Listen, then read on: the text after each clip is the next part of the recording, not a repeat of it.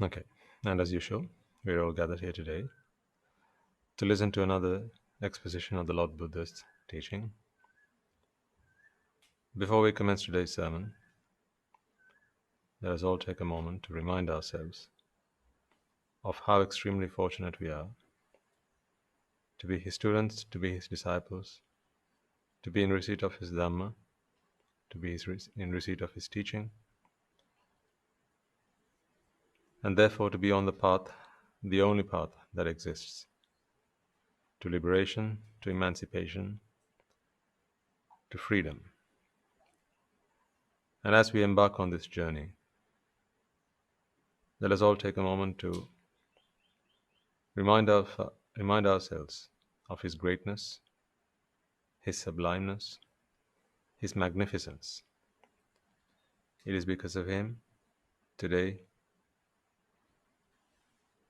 we are on a path to ultimate bliss, to ultimate happiness, the ultimate destination. Let us therefore be upstanding to recite the Dhirasa Vigata Mohasa stanzas, which were once uttered by disciples just like us. When asked the question, "Are you now a convert? Whose disciple are you? Whose refuge have you sought?" With pride, with honor, a solemn oath was taken at that point, which is exactly what we are going to be doing right now. What we utter right now is a promise that we make to ourselves to remain the Lord Buddha's disciples until the end, until we have achieved the ultimate bliss of Nibbana.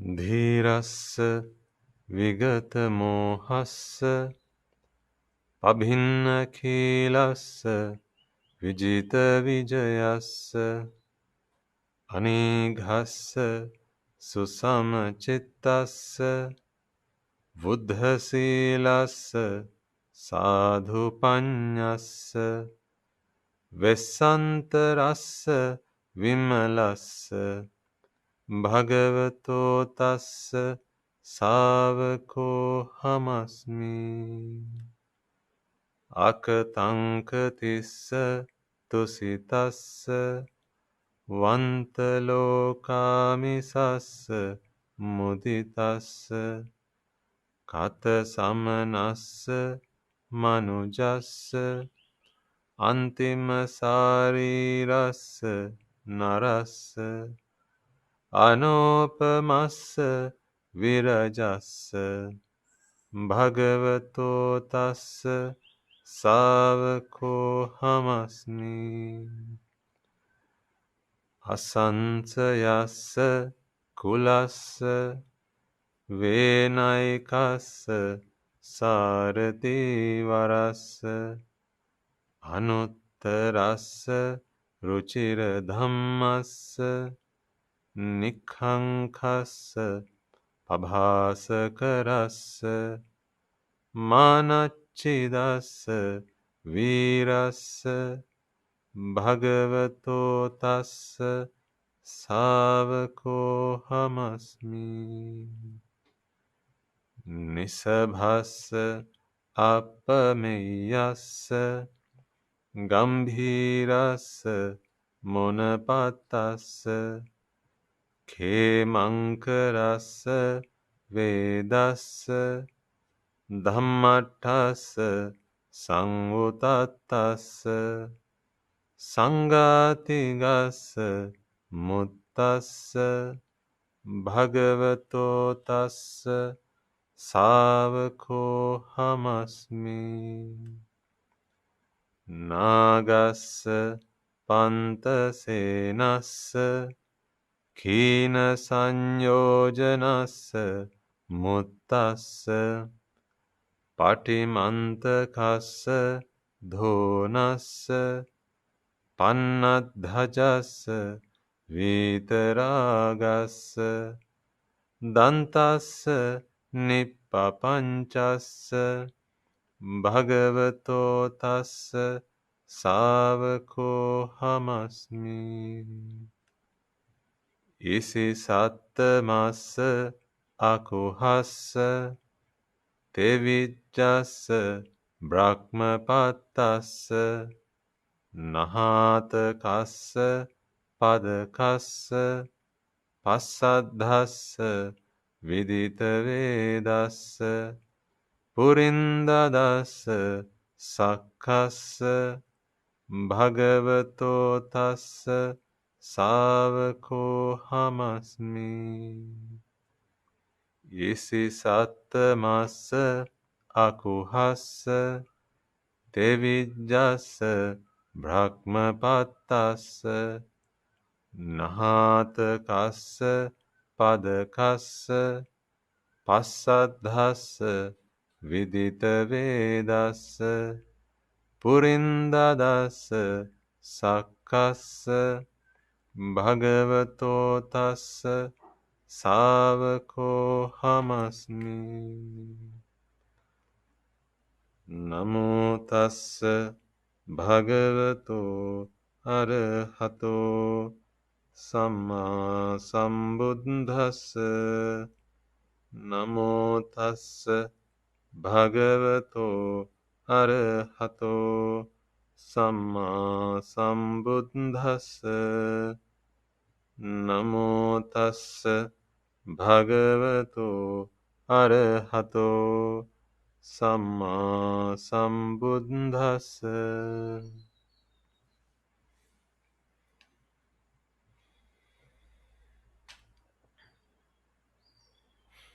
Okay.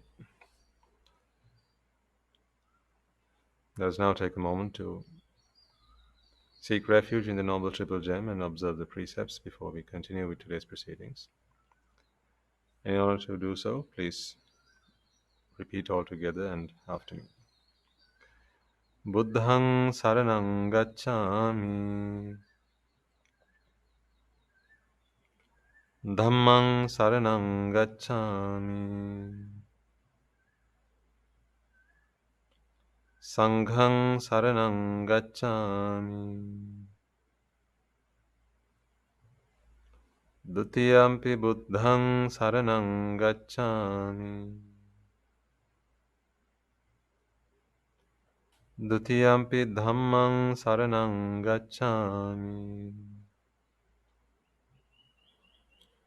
Dutiyampi sanghang saranang gacchami. Tatiyampi buddhang saranang gacchami. Tatiyampi dhammang saranang gacchami. Tatiyampi sanghang saranang gacchami. Saranagamanang sampunnam. Panatipata veramani sikkhapadang samadhiyami. Adinnadana veramani sikkhapadang samadhiyami. Kamesu miccachara veramani sikkhapadang samadhiyami. Musavada veramani sikkhapadang samadhiyami. Surameraya majjapama datthana veramani sikkhapadang samadhiyami. Tisaranena saddhing panchasilang dhammang sadhukang surakkitang katva apamadena sampadeta. Okay, you may all now be seated.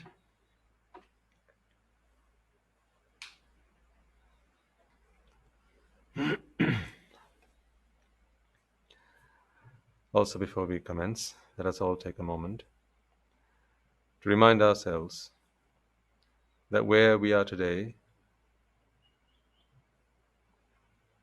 and what we have been able to achieve today, who we have become today, is not solely our doing.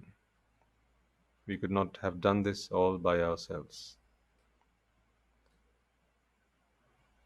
Countless individuals that we came across throughout samsara shaped us, transformed us, helped us grow, develop, and become who we are today.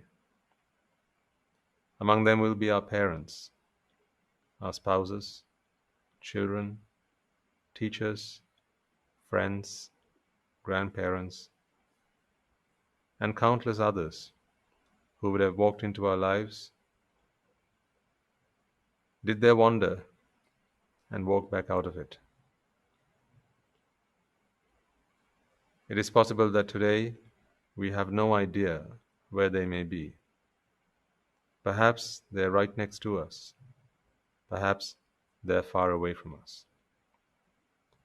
Either way, without the Buddha's Dhamma, without his instruction, without his teaching, without having come across the path, they are equally destitute. Destitute in samsara, lost, with no way out of it. There is only one refuge, and that is the refuge of the Noble Triple Gem. Today we have embarked upon it. We have uncovered it. We have discovered it.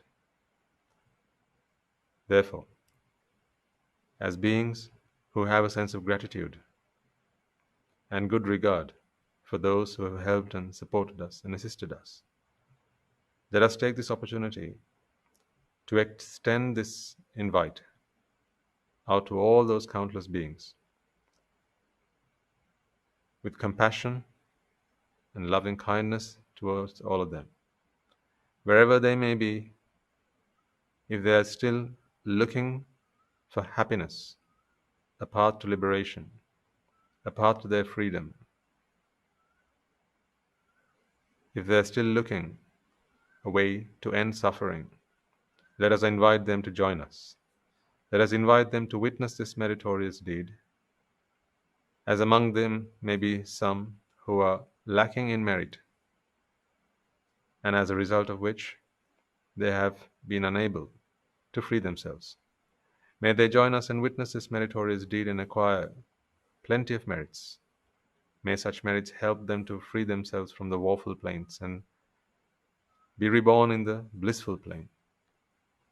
And for any beings out there who may already be in the blissful plane, may they witness this meritorious deed, acquire more merits, and may they be able to listen to the teaching of the Buddha, understand it, comprehend it, and may they all free themselves, just as they helped us free ourselves.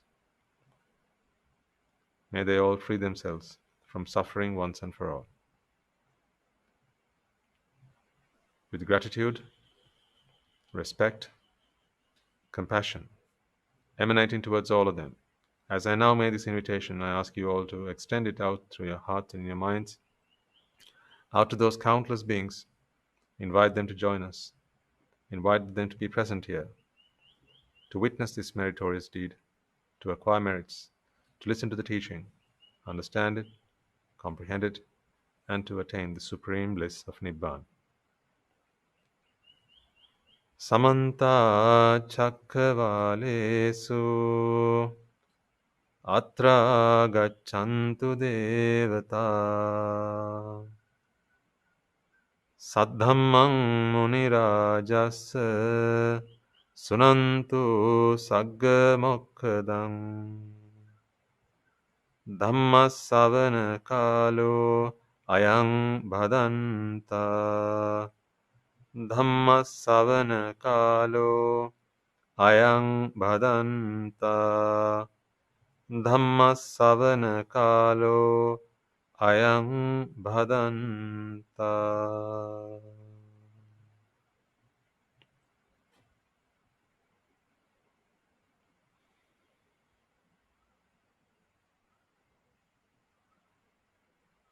One of the biggest hurdles, one of the biggest hindrances, one of the biggest obstacles to one's practice in the path are misdeeds, slips of the tongue, offenses that one would have committed towards the noble ones. The consequences of such actions may be that as you today embark on a journey to achieve the same status that you once discredited, that you once offended, that you once ridiculed, that goal seems ever so distant from you. No amount of hard work may seem to bring you any closer to that ultimate goal. This may be the result of such actions. However, today we understand the errors of our ways. We understand that the noble ones are noble indeed. So therefore, before we commence today's sermon, accepting, acknowledging that we have not always been the kind-hearted, generous, respectful people that we may be today, let us take a moment to seek their forgiveness.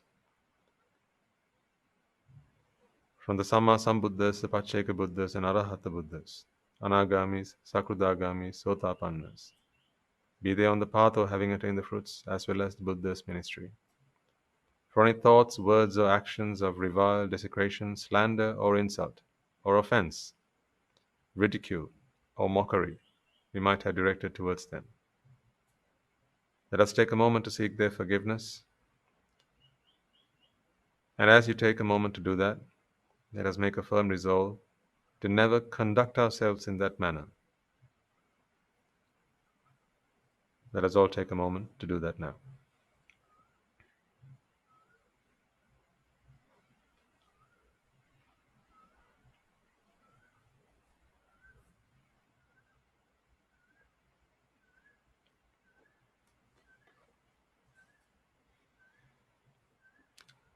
And finally, let us all make a firm resolve that may all the merits that we would have conducted, committed, and carried out throughout samsara,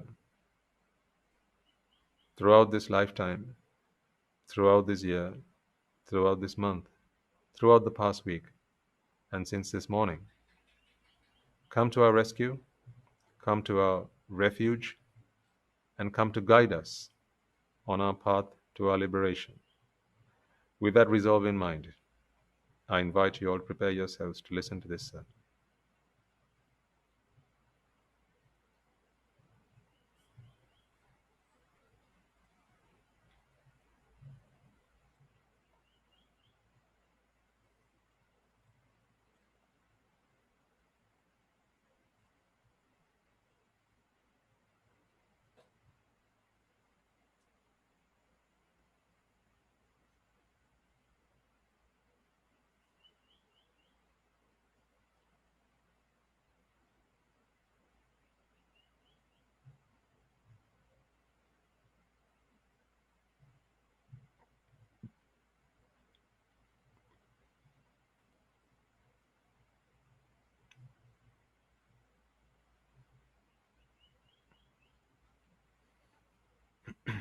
Okay.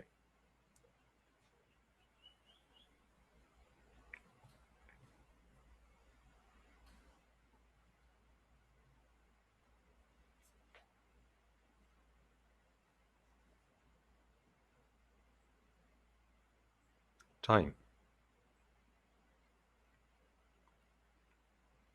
What is your opinion of it?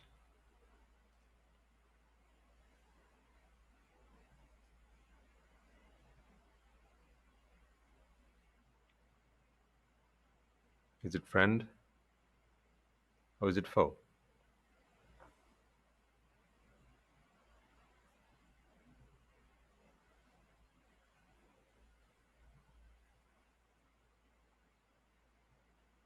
Is it a healer or is it a killer?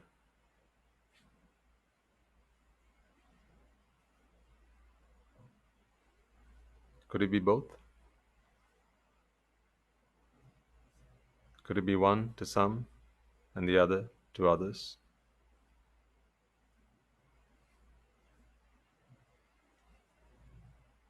What has it done to you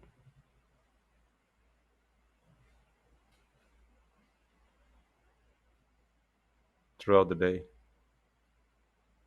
in the course of the last week, last month,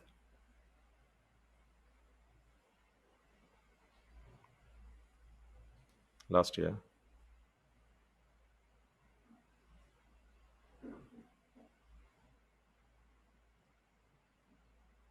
Is it a friend or is it a foe?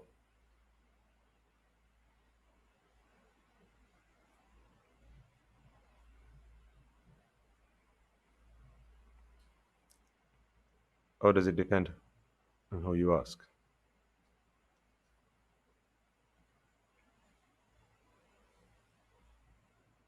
Now I want you to think.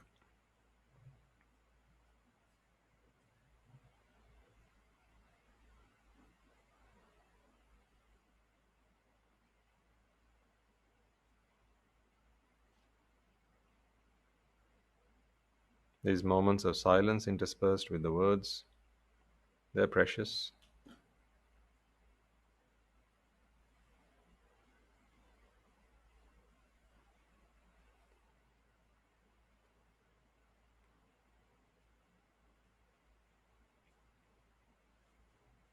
They're precious because those are the moments when you think on your own, by yourself.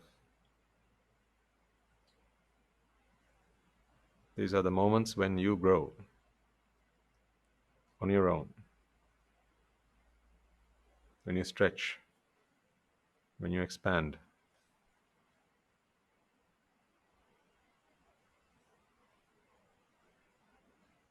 Moments when you hear this voice are moments when you learn how to grow, how to stretch, how to expand. But moments of silence, those are the precious moments. That is your opportunity.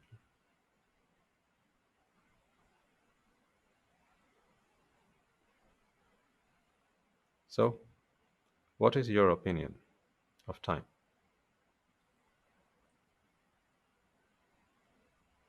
Is it a friend or is it foe?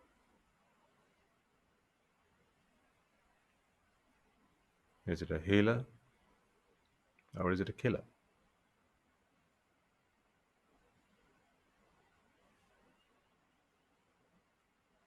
Or do you have arguments for both sides?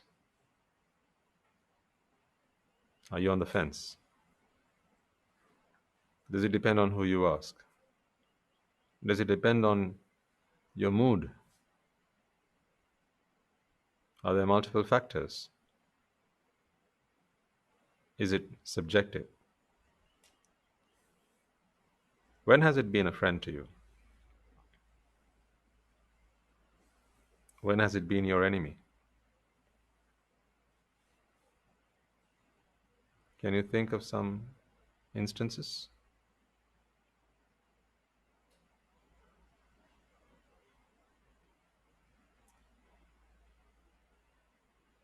Think. When I'm quiet, I want you to think. When I speak, I want you to listen. But when I'm quiet, I want you to think.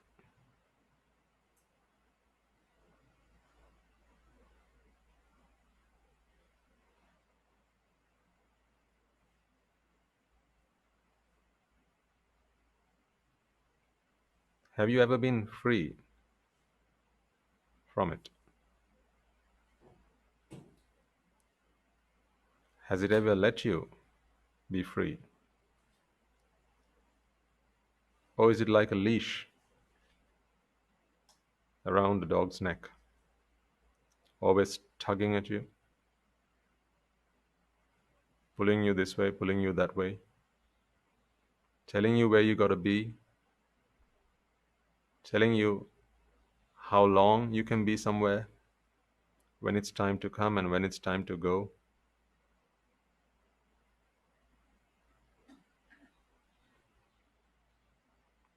Is it that which orchestrates your day?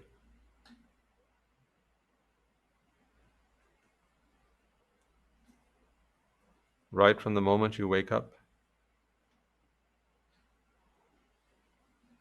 all the way around to the moment you wake up? Why do I not say to the moment you fall asleep? Because then that would mean that in the time between sleep and waking up, then you are free from the grasp of time. Is that so? Even at that time, in that period, is it still not time that controls you? Who decides how long you can keep your eyes closed?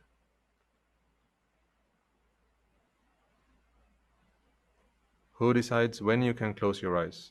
Who decides when you can open them?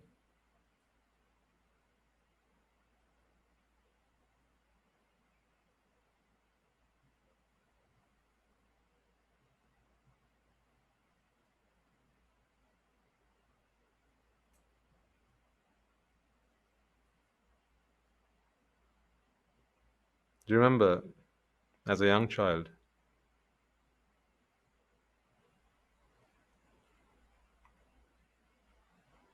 your mother would hold your hand and walk you places. She was much taller than you. So you'd hold your hand up high, and she'd hold your hand, and she'd walk you. That was when you were good, though. She'd hold you by your hand. But what about when you were naughty?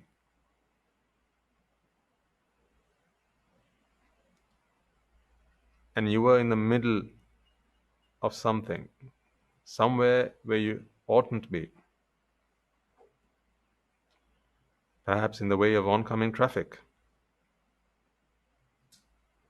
Perhaps on the brink of danger.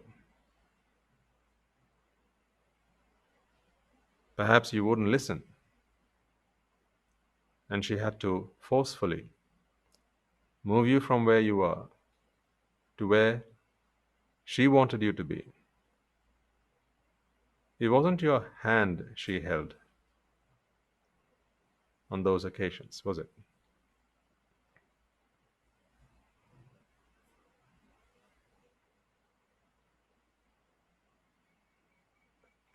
It was a bit further up from the hand.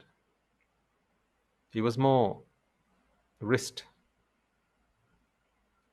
She'd hold you by your wrist and she'd tug you.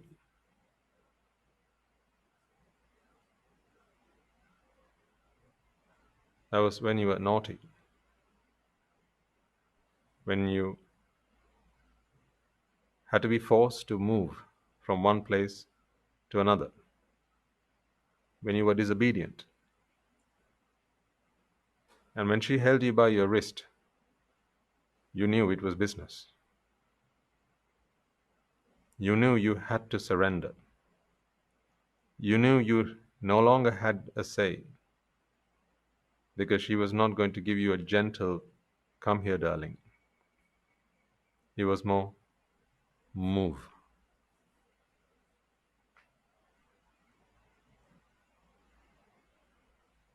So to inform you that you had now better be subservient, and I am your master, and I give you instruction, she held you by your wrist.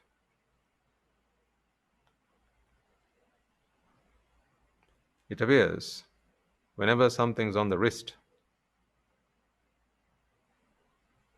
it seems to be our master, and we become the servant. Perhaps that is why people have learned to carry their master on their wrist.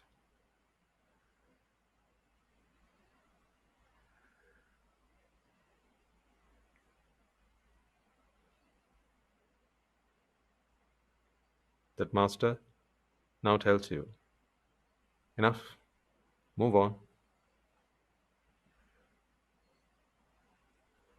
What are you still doing here? You should be there. Move. What are you doing? Still doing, staying up? Sleep. Still asleep? Wake up. Get out of bed. Go shower. Eat. Sit. Stand up. Go to school. Do your homework. Watch TV. Now stop watching TV.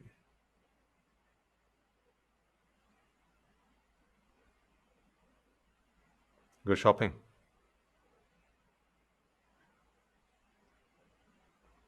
Always tugging you by the wrist. And you know, when someone holds you by your wrist, that's business.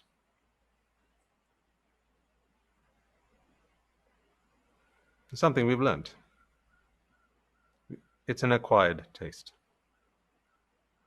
That is why when you break the law, again, they hold you by your wrist.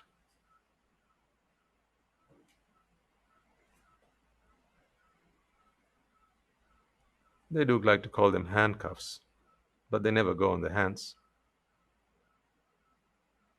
They go on the wrists. Because when you're naughty, or when you ought to be subservient, when it's time for you to be slave and for someone else to be master, then it is the wrist that they grasp you by.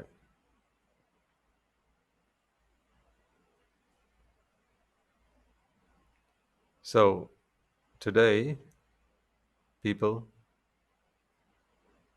lead lives thinking that they are masters. They even call themselves masters. I'm a master of, and whatever discipline, master of the arts, master of science, right? And yet, he carries his master on his wrist.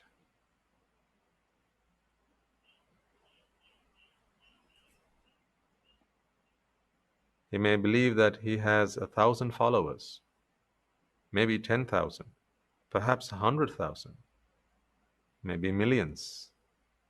But who is his master? That chap who sits on the wrist.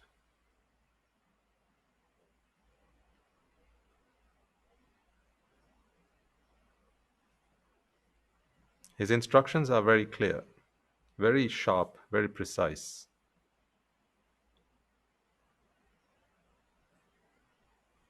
The master doesn't say a lot. He speaks very little. But the instruction is very clear. It's very sharp, it's very precise, it's very accurate. There is no doubt.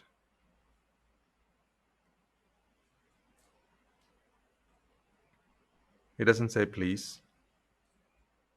He doesn't say thank you. He doesn't say would you mind? Could I trouble you? If it's not too much bother, none of these things. He'll say take, and then he'll say talk. These two words you have learned are instructions for life. Master of your life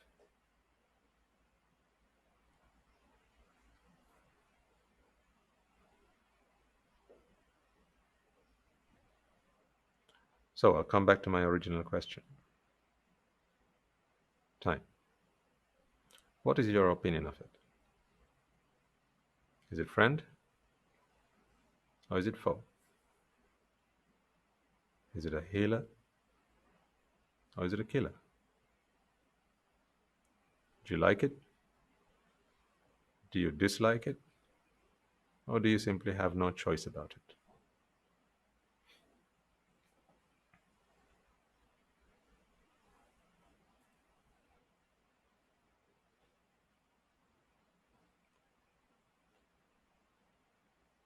Or is all this relevant because we are a species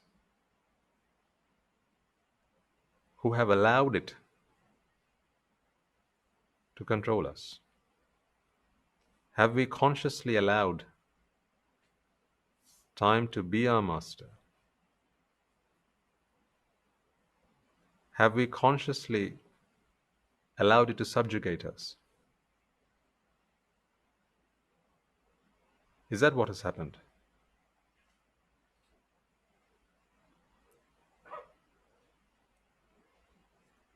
Are there people who are free from its grasp?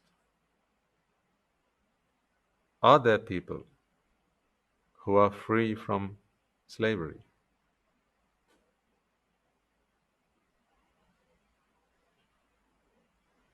Are there?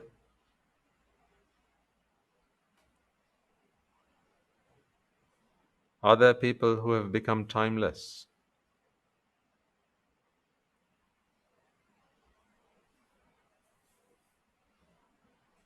And if so, how does one achieve that?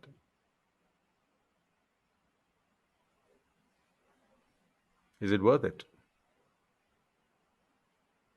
These are all important things to consider. When, of course, you have some time to do so. But it's not very often. Your master allows you time to consider freeing yourself from its latches.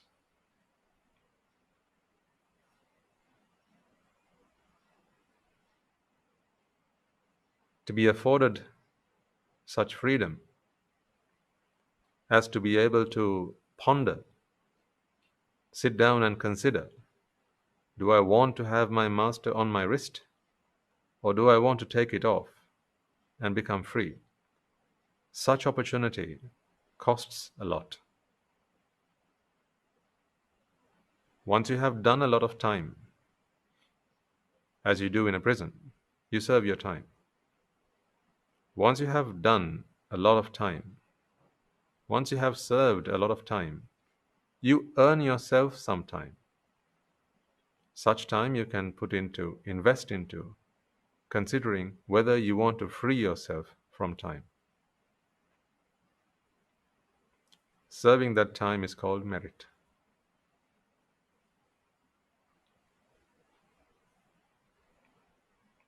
Only when you have earned yourself enough merit are you even afforded the opportunity to consider. Are you even afforded the potential, the vision, a teaching, instruction and guidance to even begin to think, even begin to answer questions and consider questions such as time. Is it your friend or is it your foe? Is it a healer or is it a killer? The fact that I have asked you this question and the fact that you are now ready to consider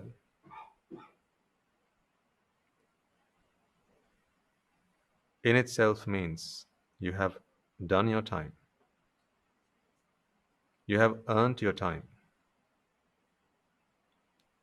Remember, time earned will be time spent pretty soon.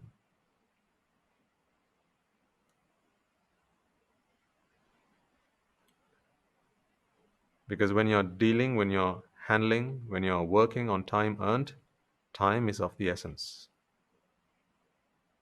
You mustn't waste something you have earned. If it's something you've been given for free, then I suppose it matters not that much. But when it's something you have earned, when it's something you have worked hard to acquire, now you have to be very careful how you spend it. Because if you spend it unwisely, you'll have to go through the hassle of earning it all over again.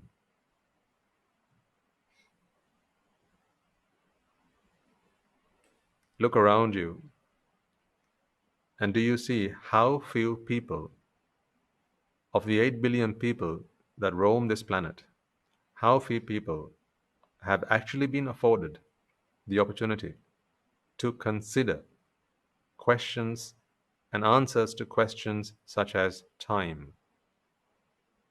Is it your friend or is it your foe? Is it a healer or is it a killer?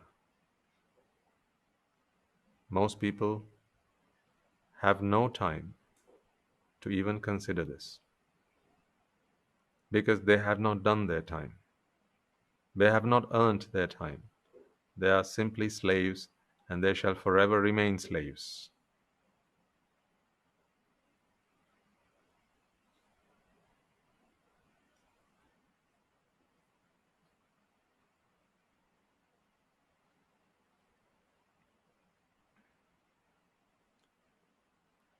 So don't you rest on your laurels.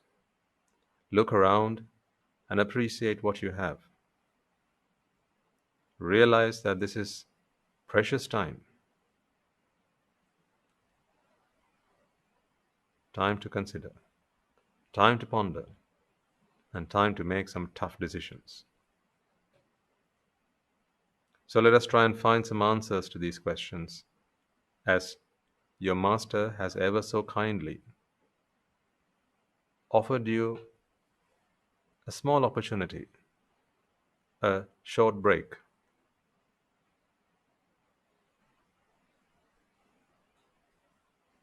But before long, your master is going to tell you, right, chop chop, up, let's go. Wait and see if that's not going to happen in a bit. He'll say, up, off you go. You've got to do this, you've got to do that, you've got to do the other. What are you doing here? Is this where you ought to be right now? You have places to go, people to see, things to do. What the heck are you doing here? Out. And then, without as much as a plea, like a dog with its tail behind its legs, you'll waddle out of wherever you are and do as your master says. Wait and see if that's not the case. Tick tock.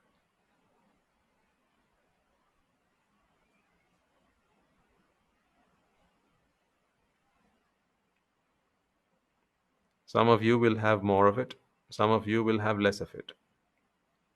All depends on how much of it you have done, how much of it you have earned. Well, let us find out. Once again, I'll come back to my original question. Time. Is it your friend or is it your foe? Is it a healer or is it a killer?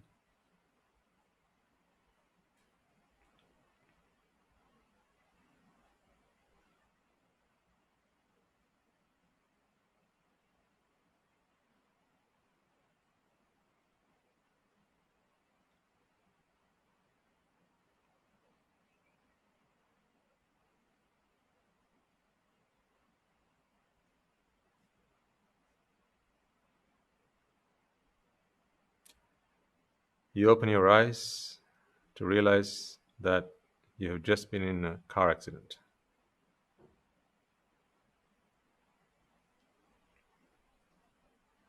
You look around,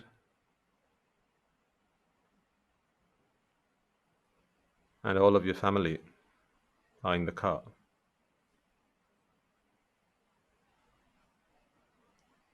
The car has crashed into a wall. You can just about make out the sound of sirens. There must be the ambulance approaching.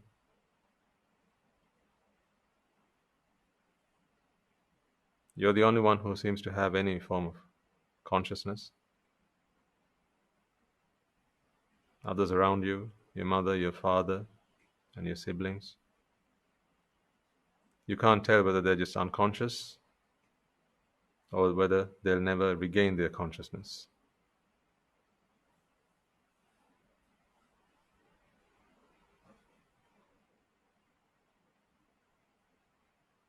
The rescue services approach,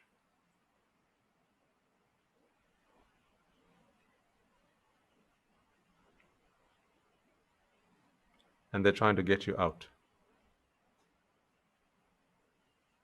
In the meantime, you can smell. You can smell smoke. So you know this is not just any accident. The car is ablaze.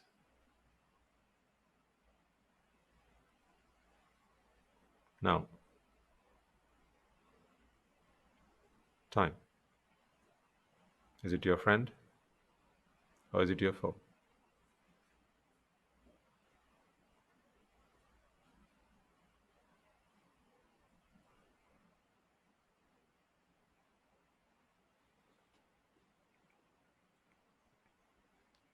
What do you want time to do now?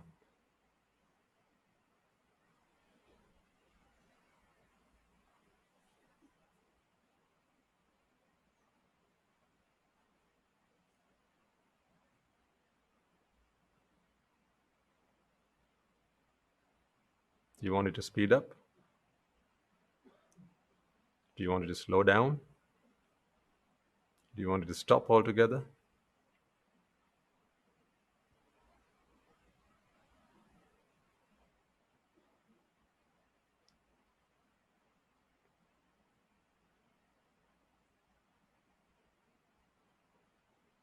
It's a real dilemma, is it not?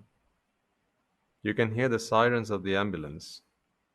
You want them to get to the scene ASAP. And for that, time has to go faster. But the car is ablaze.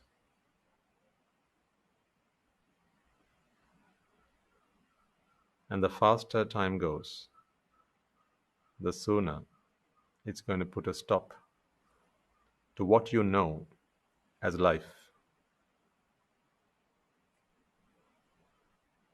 So, is it a friend or is it a foe?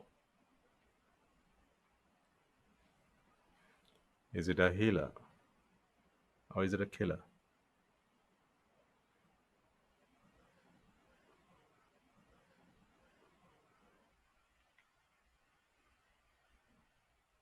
What do you think? What is your opinion? What is your learned opinion?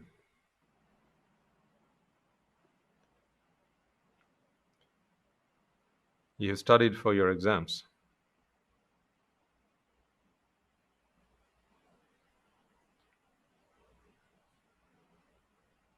And you've been informed that it's around the corner. It's going to be in a week's time.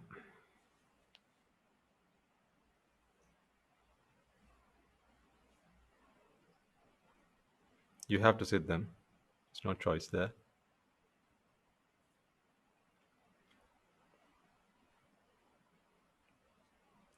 What do you want time to do? With every passing day, you stress out.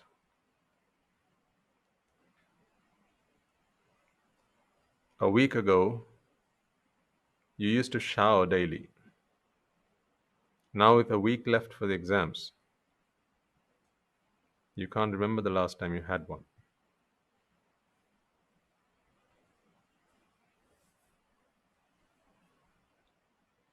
A couple of days ago, you got yourself 6 hours of sleep.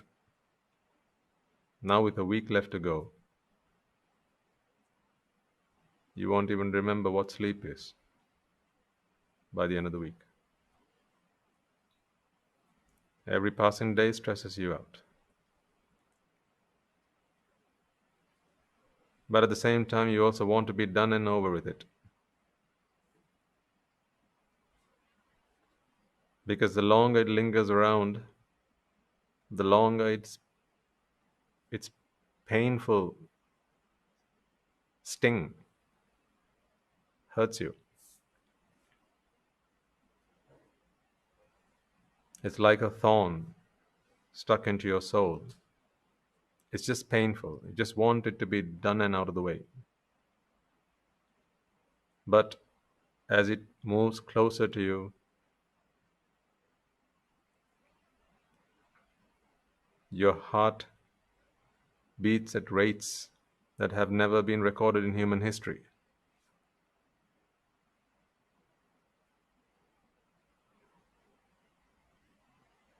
Any faster and you'd be on the Guinness World Records.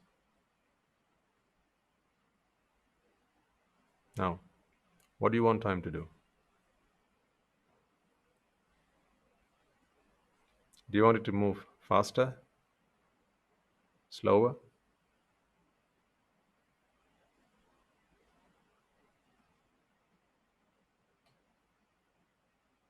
Move any faster and it's going to give you a heart attack. Move any slower, you will begin to forget everything you've studied, everything you've memorized. Dilemma. So what do? Time. Is it your friend or is it your foe? Is it a healer or is it a killer?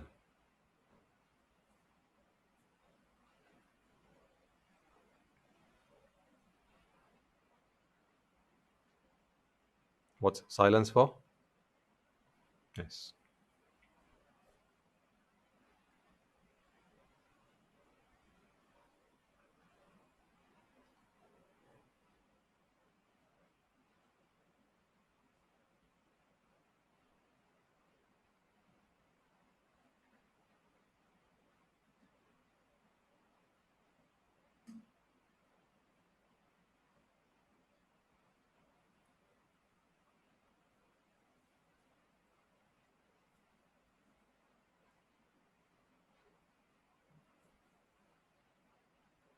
Qantas Airlines flight number 746 has been delayed by another hour, is the announcement.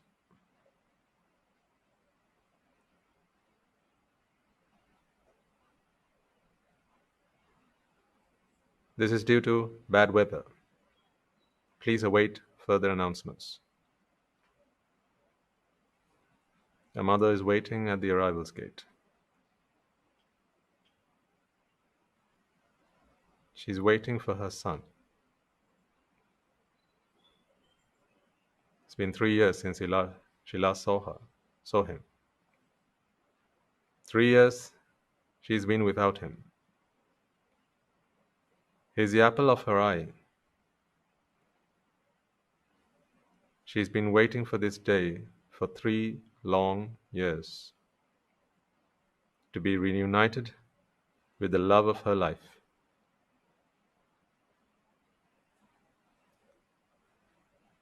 That flight has already been delayed twice now.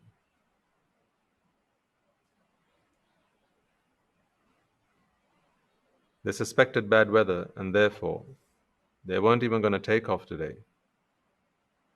But in the end, they decided that they were going to fly, and now, unfortunately, bad weather has struck.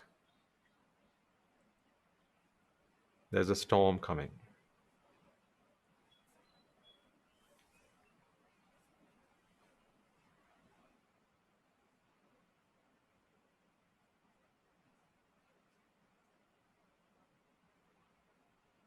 Rumor is that the jet is going to run out of fuel.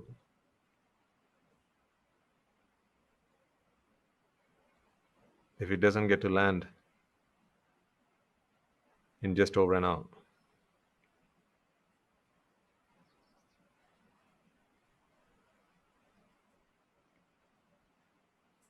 Time.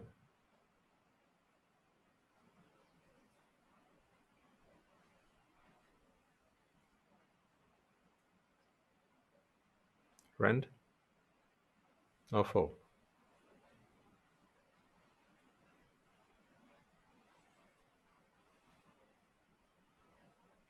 Does she want time to move faster, or does she want time to move slower?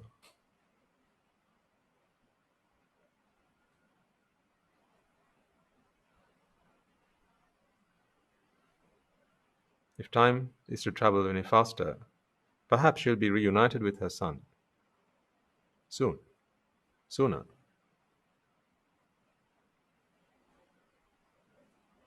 And if it moves slower, then she's going to have to wait longer. But if it travels faster, then that storm is going to get to see her son before she does.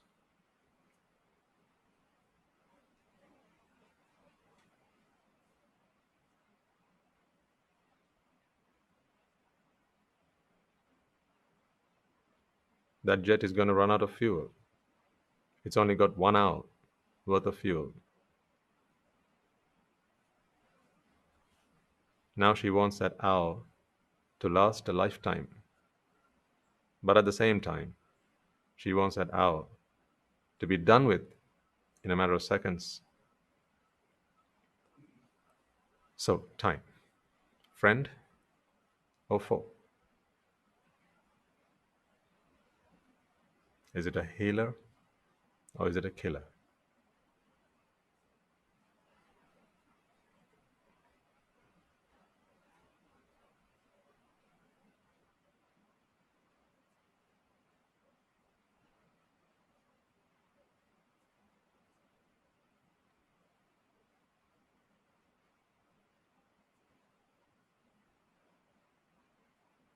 Over in London,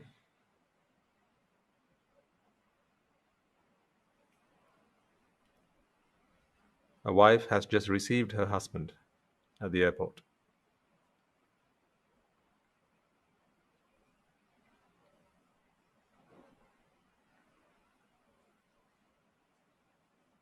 It's been a year since she last saw him. They've never parted before. This is the first time she's lived without him. A year seemed like an eon.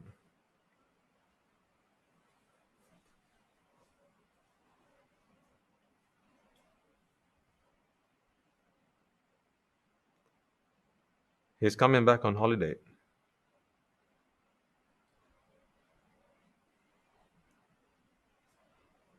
He's got himself 2 weeks holiday to spend with his wife. At the end of 2 weeks, he has to fly back.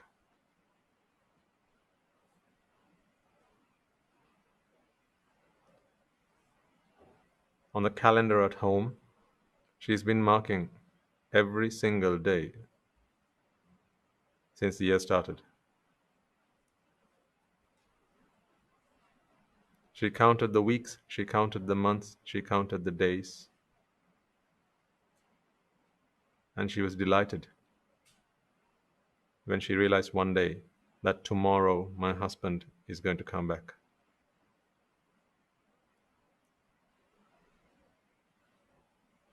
Every day she looked at the calendar and put a mark on it, crossed out the date. She thought to herself, if only time would move faster. If only the days would fly faster.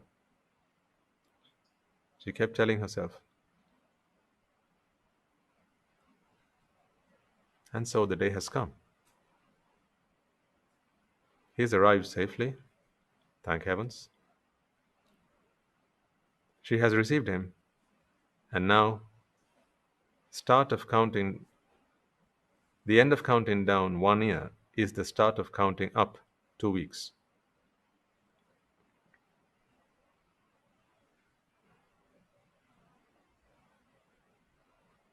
Time. Friend or foe?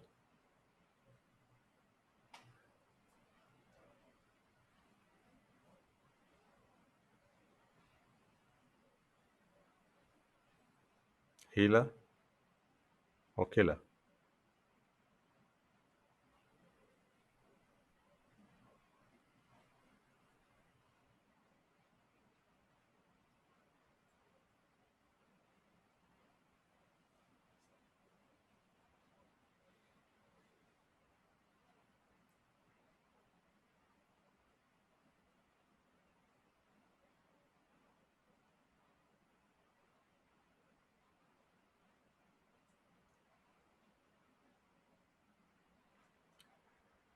Mrs. Richards, we are sorry to inform you that your father has been diagnosed with terminal cancer.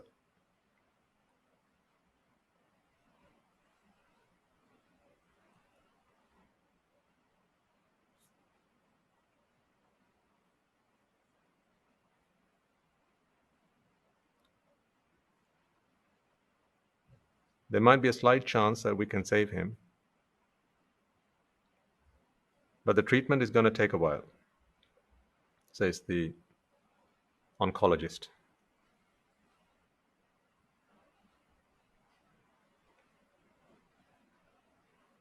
And I'm serious, Mrs. Richards. This is going to take a while. It may take 2-3 years, sometimes maybe 4 or 5 years, to fully heal your father. However, at his age, the chances are not in his favor. As you know, Mrs. Richards, he's 87.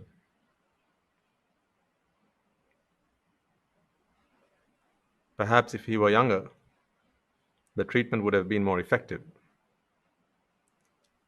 And with every day he ages, the treatment is only get more difficult. It is less responsive in elderly patients.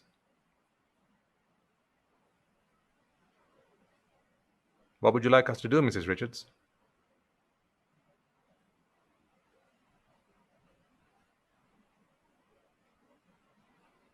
The doctor has just said between 3 and 5 years is the time that is needed to heal your father. But with every passing day, with every passing year, it becomes more difficult to treat him.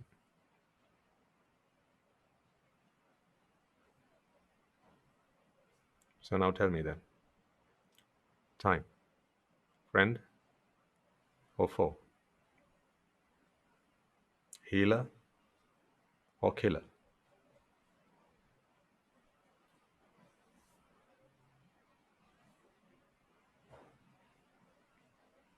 What is your opinion?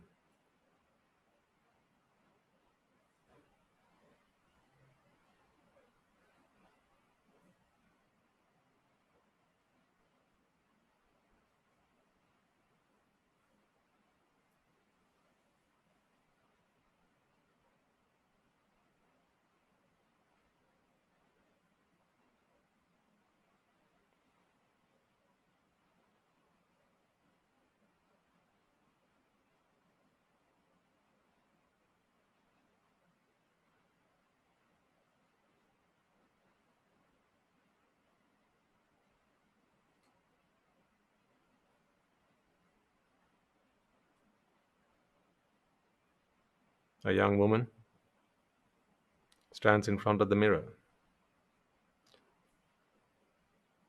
looking at herself. She looks more beautiful than she normally looks, much more beautiful. And as she should, because today is her wedding day. She's getting married today.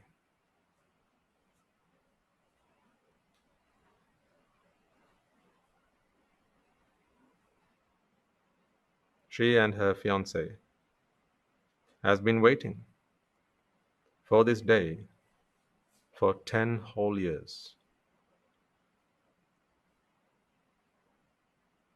They were childhood sweethearts, and then they grew very fond of each other. All they wanted was to live with each other, live a married life, do things together, go places together, enjoy being with each other. 10 whole years they waited for this day.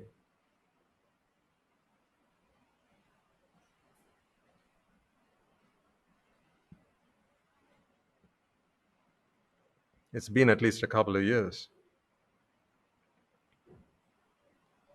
since they informed their parents, got their blessings, and everything was decided. It was decided that they would get married, but some affairs had to be settled, some outstanding issues had to be settled before they could tie the knot. And it was going to take the best part of a year or year and a half. And of course, like they waited the 8 long years, they waited another 2. And with every passing day, with every passing week, month, and year, they wanted time to move faster.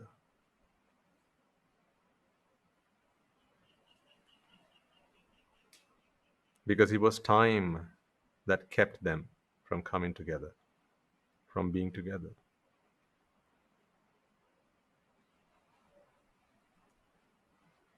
And finally, the day has arrived.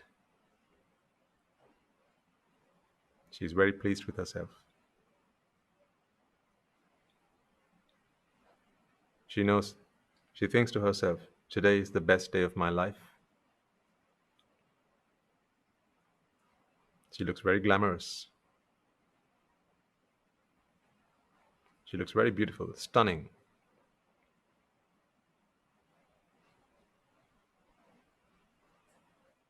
The auspicious moment is about an hour from now. They're going to tie the knot. They're going to take the oath. They're going to kiss each other. And henceforth, I shall be your loving wife till death do us part. She can't wait to utter that.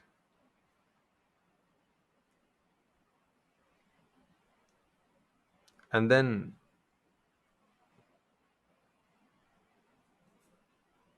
a thought springs to her mind. But wait. For 10 long years I waited. I wanted time to go faster. Today, I get to be with my loved one. From today onwards, I don't want time to go faster.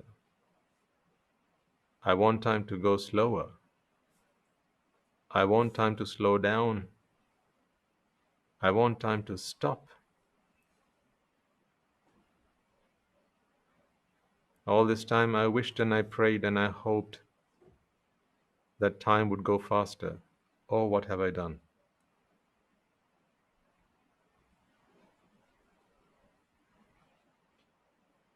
As she realizes, the moment the two of them take their vows, exchange rings and their kisses, and they hold each other's hand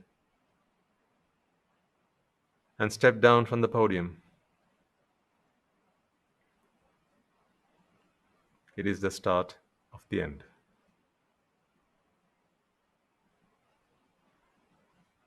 So, time.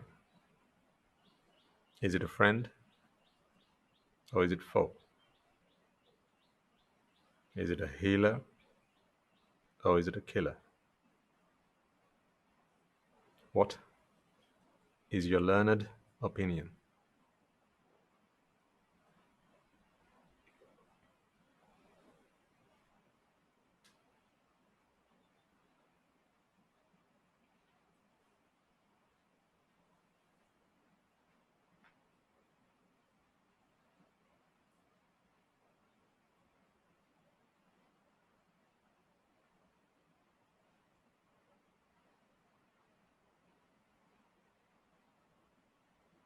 What would you say to the person stuck in the car, waiting for the ambulance to arrive, but smells smoke? What if that were you? If I were to ask you, is time your friend or is time your foe, sir? What would you say? If you're the mother waiting at the airport, and I ask you, madam, is time your friend or is time your foe, madam? What would you say? If you were Mrs. Richards, and I were to ask you, madam, your father, thinking about him, please tell me, is time your friend or is time your foe, madam? What would you say?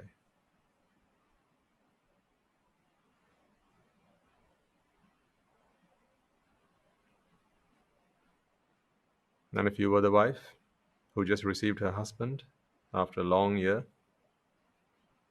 and I ask you, madam, time, is that your friend or is that your foe? What would you say?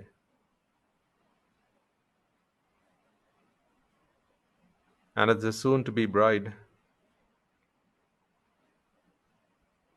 if I were to ask you, is time your friend or is time your foe? What would you say?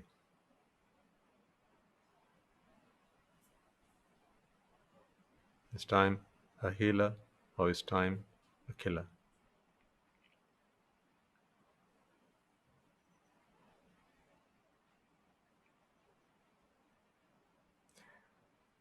You realize it is your master, that's why it's on your wrist.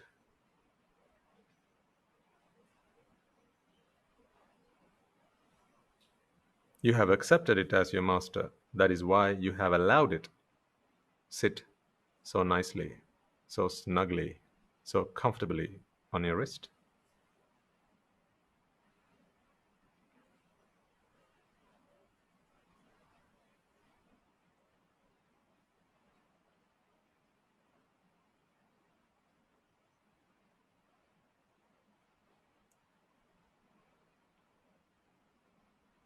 What might it be like to be free from time?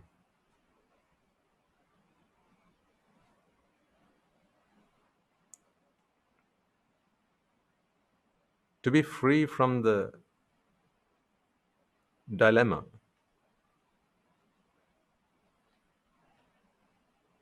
to free from always being stuck in this conundrum. Is it friend? Is it foe? Is it healer? Is it killer?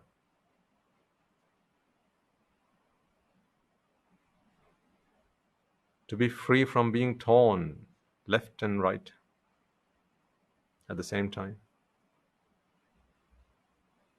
What might that be like? What might that feel like? Are there people who have achieved that?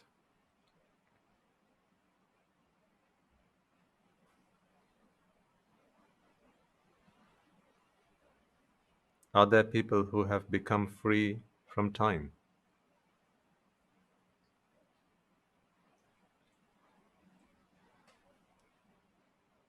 Is there a bigger master?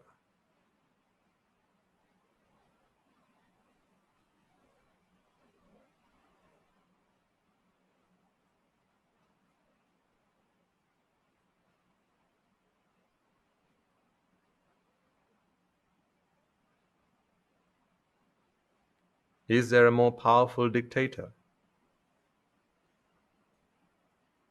than time itself? Because even the most powerful dictators, they had to bow when the great dictator of all, and the greatest master of all, said tick, and he then said talk.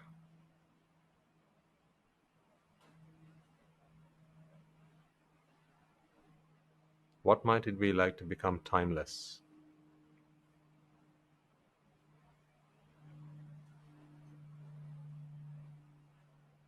Is that even possible?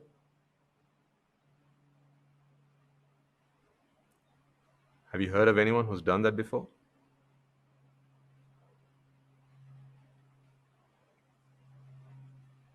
Are we even allowed to think like this?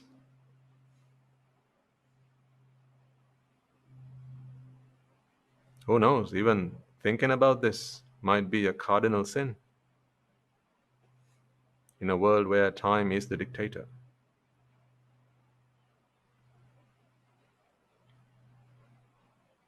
Because to question the ultimate ruler, the ultimate king, the ultimate leader,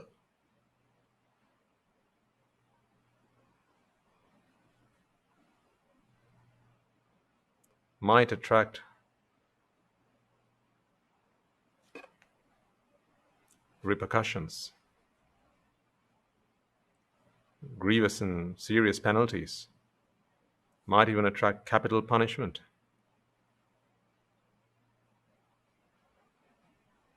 You had better be careful. So hush, hush. Don't go around talking about this with everyone. They'll either tell you that you're mad, and they'll stick you somewhere safe.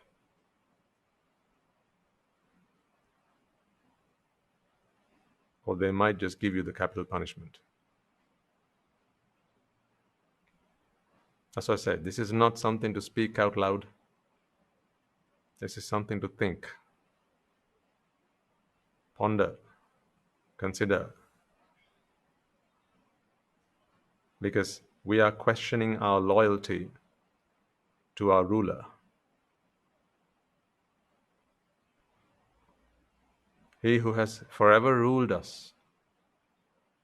He who has forever been our master. Today we question our loyalty to him. This might be heresy.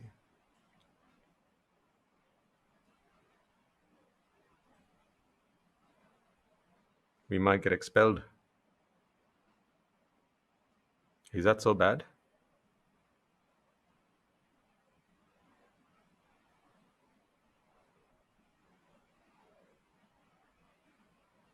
Perhaps if you're disobedient, you'll get expelled. They'll send you somewhere timeless.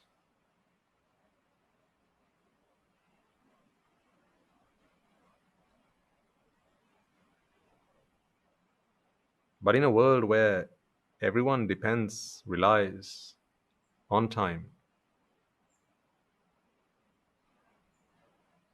if time were taken away from them, people would go crazy, wouldn't they? If you knew that today was Christmas Eve, Christmas presents laid down under the Christmas tree, and tomorrow would never come, wouldn't you go mad?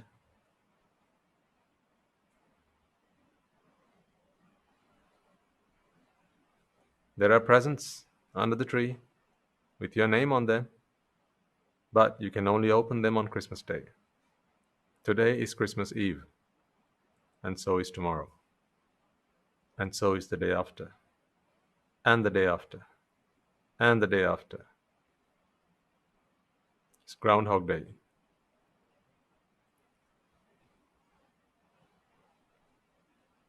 People would go mad, wouldn't they?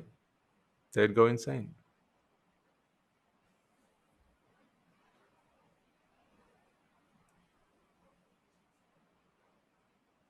Tell a kid, tomorrow's your birthday.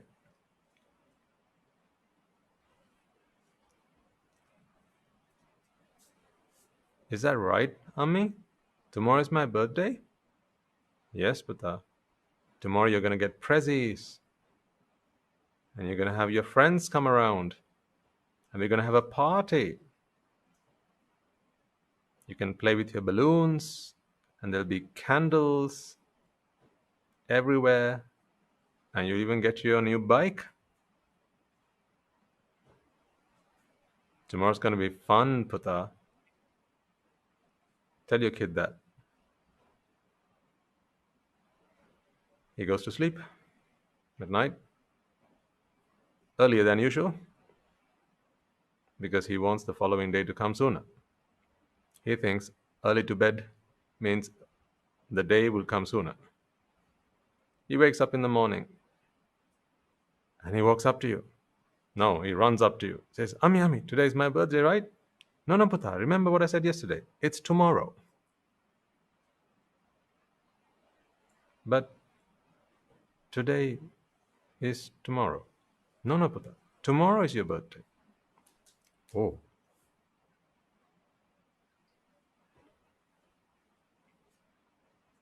But you said that yesterday. Yes. I didn't lie to you. I said, tomorrow is your birthday. So tomorrow, you know what we're going to do? We're going to take you to KFC. We're going to get your friends around. We're going to have a party. You're going to get all the lovely presents you wanted. And we're going to have confetti and balloons and a party and a band and everything. Really, Ammi? Yes, Vata. Tomorrow. Oh my God. Okay, Ammi. You got to be a good boy today, all right? Yes, Ammi. So he goes to bed. Wakes up in the morning. Comes running. Oh, look what. He's even brushed his teeth. You didn't even have to ask him. He's got out of his pajamas, in his best suit, brushed his hair, and he comes up to you. Ami, Ami, today's my birthday, right? Oh no, but I remember we discussed about this yesterday. It's tomorrow. But you said that yesterday. Well, yes. Yesterday I said it was tomorrow. So today? Tomorrow. Your child is going to go insane.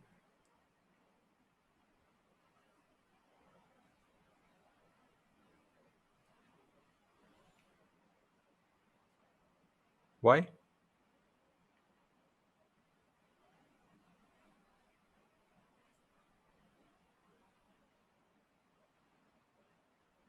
That is time, isn't it?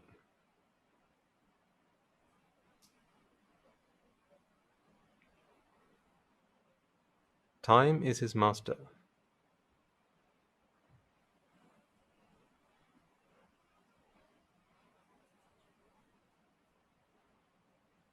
In his mind, time is king.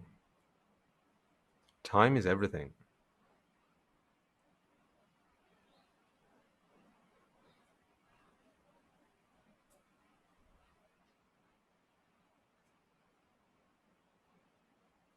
He wants time to go faster.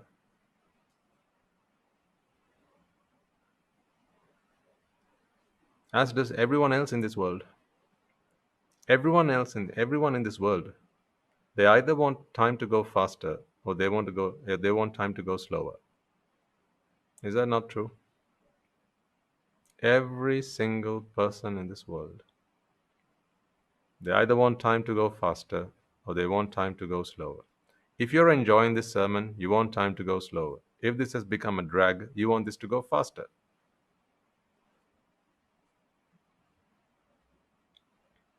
See? If you're waiting for your takeaway to arrive, you want time to go faster. But if someone tells you, let's order takeaway tonight, or let's say your order pizza company or whoever, they say it will be with you in an hour's time. Yes, you want time to go faster, but once the pizza arrives, now you want time to go slower so you can enjoy it.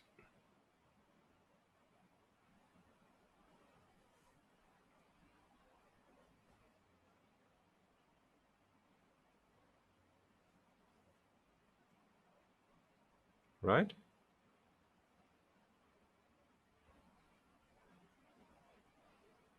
As you chew into that sausage crust pizza, yum yum. As that cheese starts to melt in your mouth, as those slices of pepperoni start to tingle your taste buds, what do you want time to do? Freeze. That's what.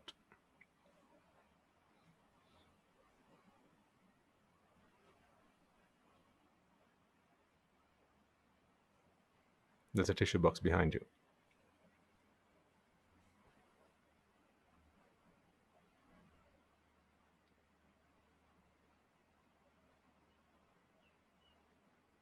How is it that we have allowed time to control us so much?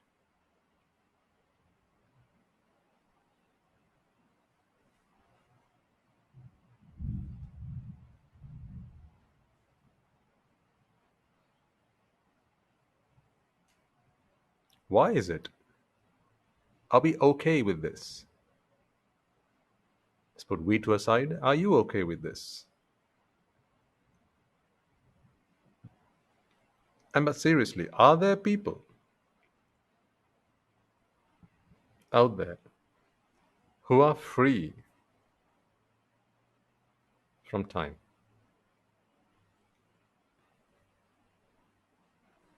Who are free from the grasp of time?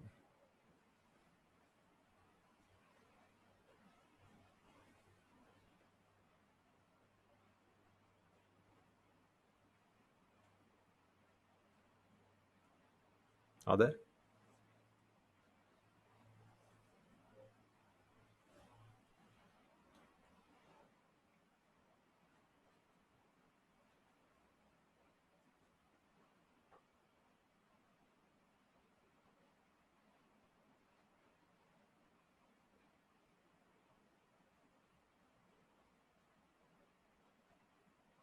If they are, how do you become one of them? Would you want that though? Let's say you could. Would you want to? What would it be like to be free from time? To be timeless? To be freed from the grasp of time?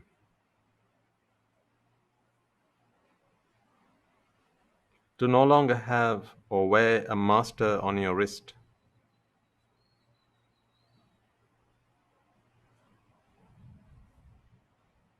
To take it off once and for all?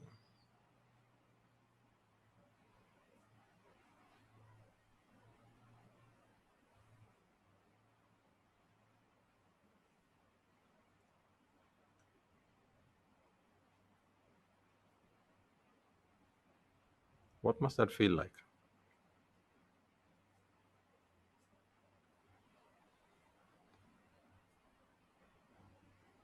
Would you not agree that in this world there are two types of people?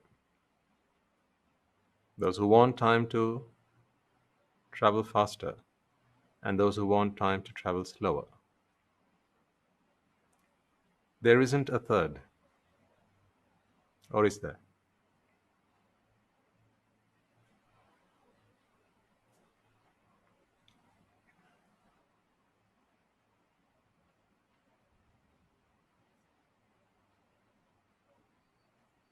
If there is a third, then surely they must have been expelled from a timely world. Because if you don't like to live to a timely fashion, then you have to be gotten rid of and be expelled to a timeless world. Because they're aliens. They're no match for the rest of us.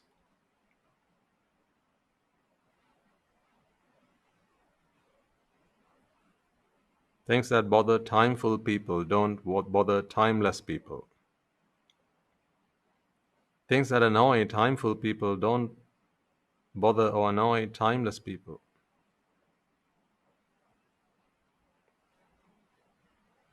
Timeless people are free.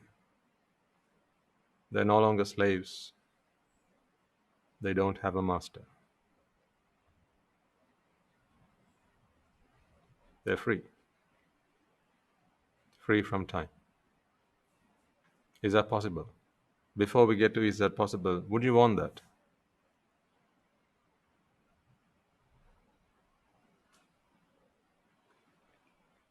In each of the anecdotes that we just related a moment ago, what did you spot? Was there something common?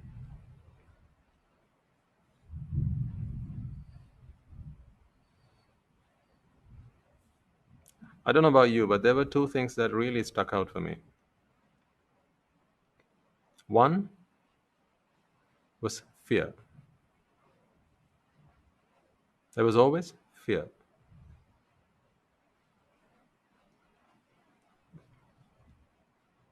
Fear that the ambulance wouldn't get to me in good time. Fear that the burning fire would explode the car and everyone in it along with it. Fear that my son would never arrive. Fear that I would not be able to save my father, my ailing father. Fear. And the other thing I spotted was grief.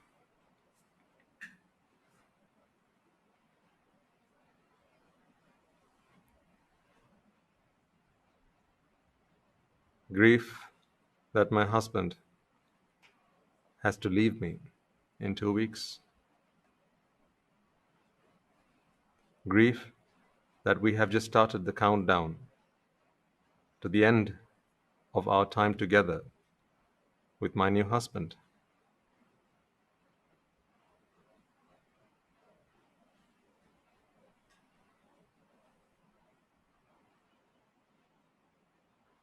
Fear of the exam.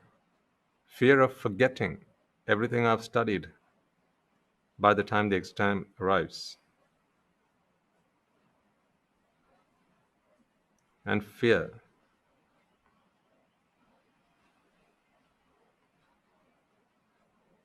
that I might forget everything. Grief, the pain that I feel with every passing day, with every day that it brings, that the exam comes closer to me. Grief that I have to do it now, that I have no choice. Grief that it seems to be that I have lost. There is no more choice, there is no more will. So I see these two things. What do you see?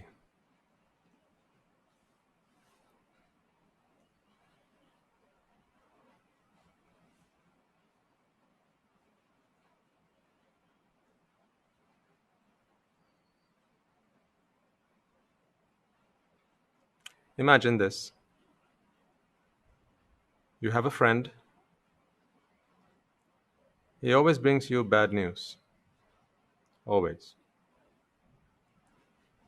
He scares you. He knows what sort of things make you scared. And he's always round the corner scaring you. Sometimes he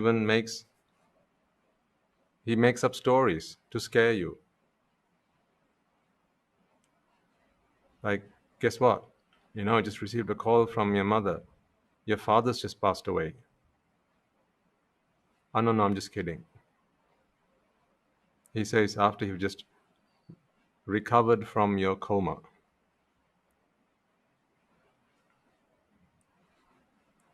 So he's your friend. Really? You'd call him your friend?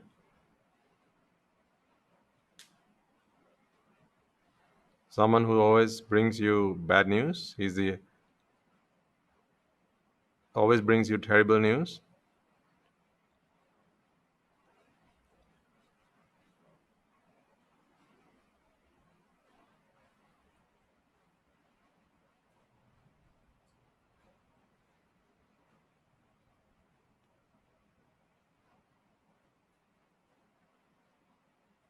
Is that your friend?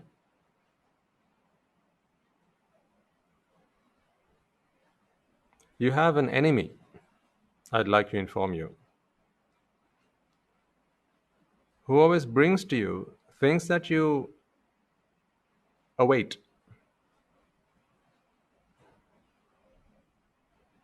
Whatever you wait for, he'll bring to you eventually. But he will.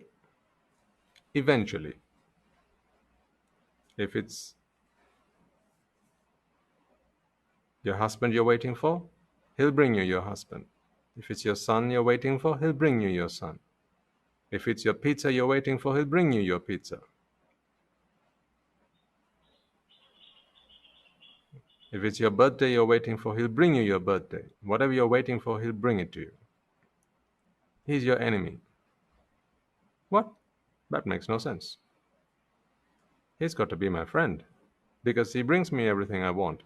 Oh, but yes, he takes away things that you want also. Now he's your friend? No, no, no. That can't be my friend. That has got to be my enemy. He who makes me scared, he who gives me fear, he who leaves me in grief, he who brings me pain, he who takes away everything I like and love, everything I care about. That can't be my friend. That's got to be my enemy.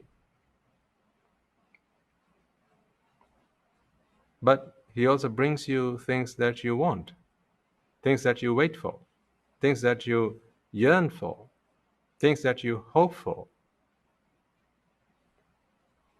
He's a friend. Oh no, but he's an enemy. Oh no, but he's a friend.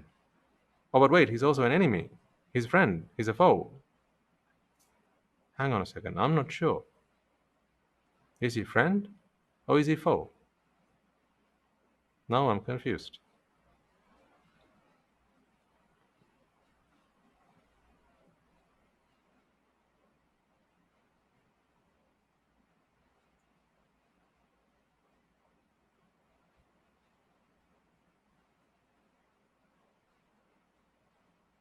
When you're infirmed and you're in bed, waiting to be recovered,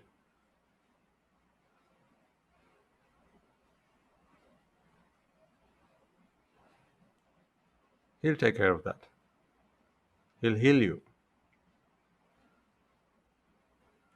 He'll help you recover, regain your motor skills,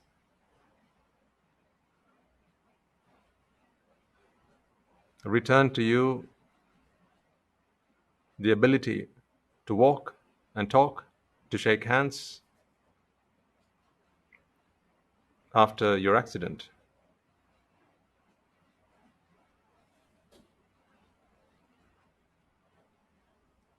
He'll heal you when you're unwell. And I tell you, he's your enemy. And I know you will not agree with me. You will tell me, that cannot be my enemy, Swami Nuhansa, that is my friend. Because he heals me.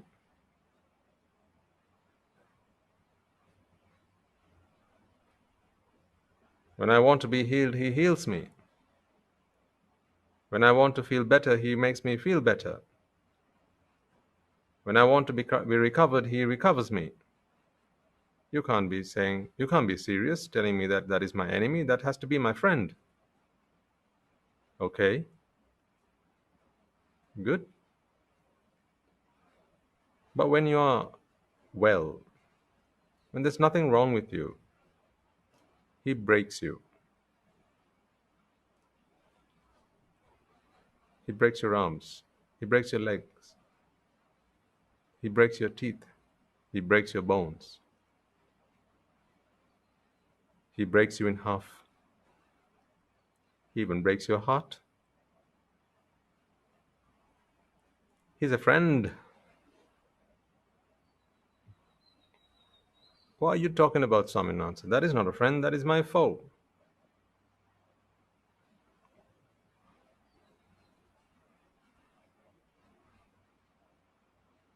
When you're in fine fettle, he'll come and take you. He'll take you like the Grim Reaper. He's a healer. Are you out of your mind, Swami Nansa? That is not a healer, that is a killer. But what if I told you, when you're ill, when you're down, he fixes you up? Well, surely that's a healer then. But when you're fine and when you're feeling good, he breaks you. Now that's a killer, Swaminathan. Okay, so healer, killer, healer, killer.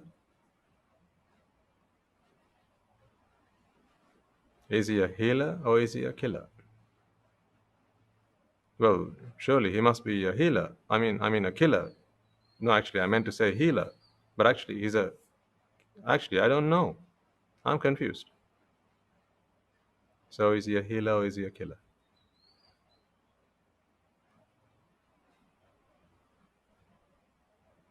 So, what is your opinion then? I ask you again. Time. Friend or foe? Healer or killer? What is this love hate relationship you have with time?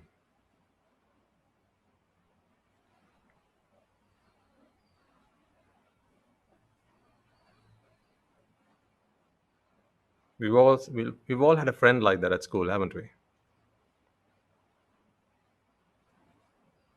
Someone who was always like best of friends, but when we fell apart, they wouldn't talk to us for months on end. A love hate relationship.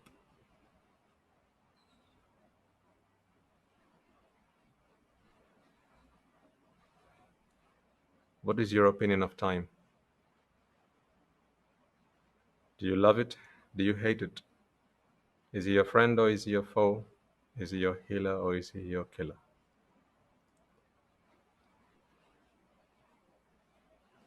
Can you have just one and not the other?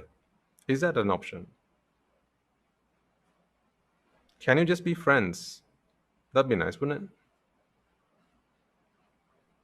Can time, for instance, just bring my son to me but not take him away from me? Could time maybe do that?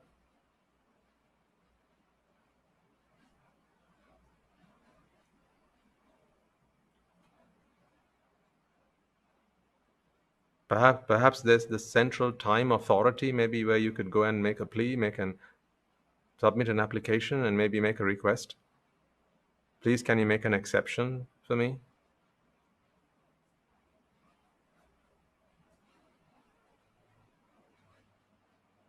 Maybe the Central Time Board? Or maybe there's a time god?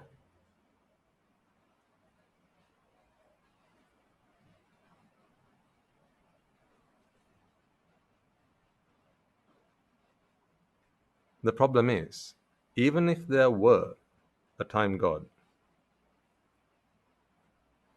the time god would also have a god. And that god would be time itself. That is why time is the ultimate god, the ultimate ruler, the ultimate dictator.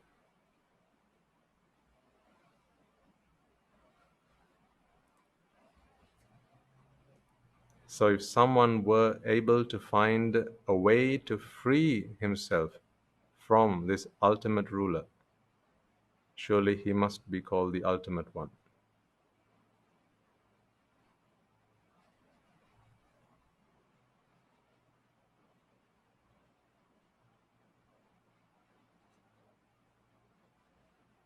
If someone were able to find their way around this system and break free, find their way around and break free from this incarceration, surely in this perfect system, to find a loophole, to find a way out,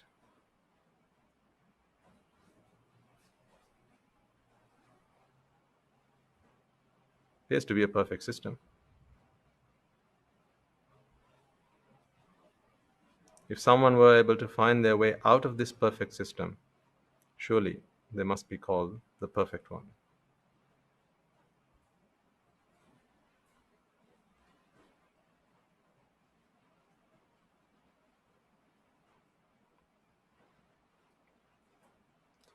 And to find a way out of this confounded contraption must require knowledge of a thing or two, I'd imagine. People know today how to send man to moon. Before long, people will settle down on Mars. Why? Because the master will dictate that. The master will say, right, chop chop, you new generationers, it's time you left this planet. Get your butts on that jet, on that rocket, and rocket yourselves to that planet over there. Enough. You ruined this one. Now off you go. And go and ruin the other one.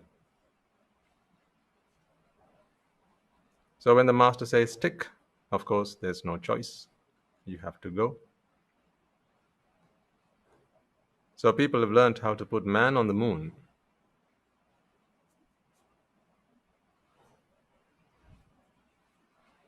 Heck, they've even learned how to put moon on the man. They've learned all this. But they just don't know everything. Because to find a way out of this confounded contraption, you have to know everything about it. Only when you know everything about it will you be able to spot the loophole. Will you be able to spot the exception? Will you be able to spot the get out clause?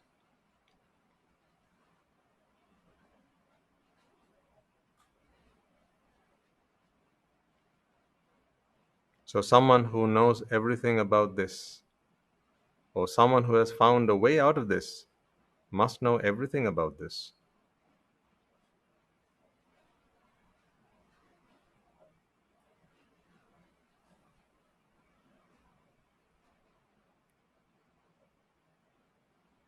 He must have discovered everything about this.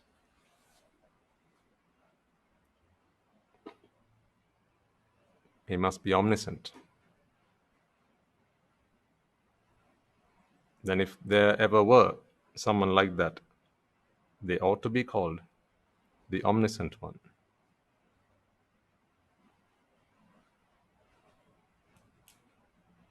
And truly, finding a way out of something like this, where it's a complete dilemma, it's love-hate. You want it and you don't want it at the same time. So you're trapped.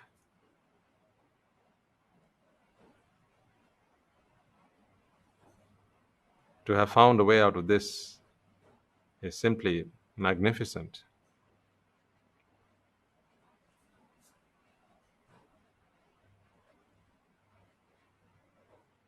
That is a magnificent feat. And if there ever were someone who's found their way out of this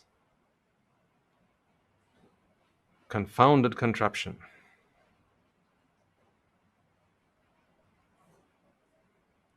then they ought to be called the magnificent one.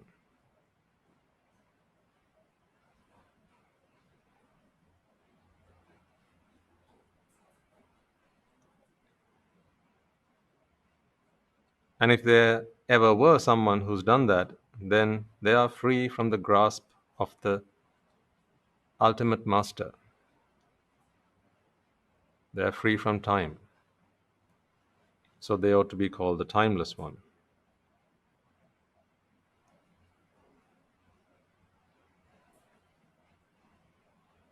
And when one is free from time, then there can no longer be fear, and there can no longer be there can no longer be grief. Pardon me.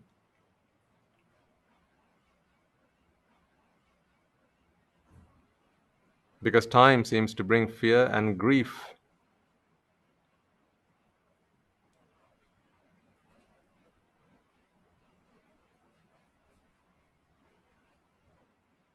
In equal share. As you said, every man and woman and child in this world, every man and beast in this world, every sentient being in this world seem to be either stuck in fear or stuck in grief because they can't decide whether time is friend or time is foe. They are stuck in this relationship with time that they can't get out of. You can't be with it, you can't be without it, and that is how people feel about it. They want it and they don't want it at the same time. They want it to go fast and they want it to go slower at the same time. They want it to move and they want it to stop at the same time. They want it to hurry up and they want it to slow down at the same time.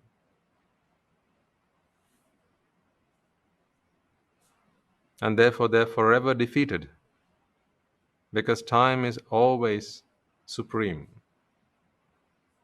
No matter which way you turn, no matter where you look, no matter what you do, no matter who you are, at the end of the day, time has always won. No matter what you have achieved, at the end of the day, time has always won. It's always 1-0 at the end of the day.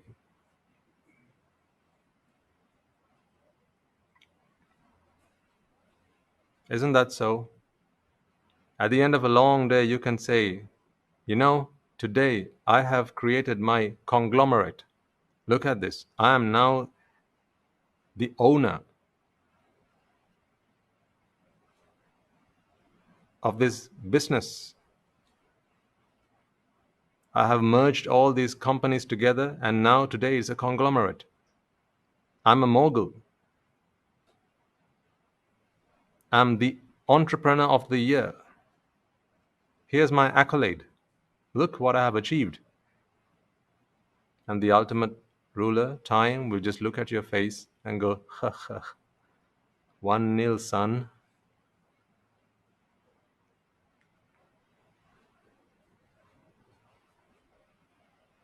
Because what time is always saying is, only until I let you keep it. You can go around the earth, go around the sun, go around the solar system. You can travel the universe and come back home and say, talk about and boast about your achievements. And time will always say, until only I let you keep it.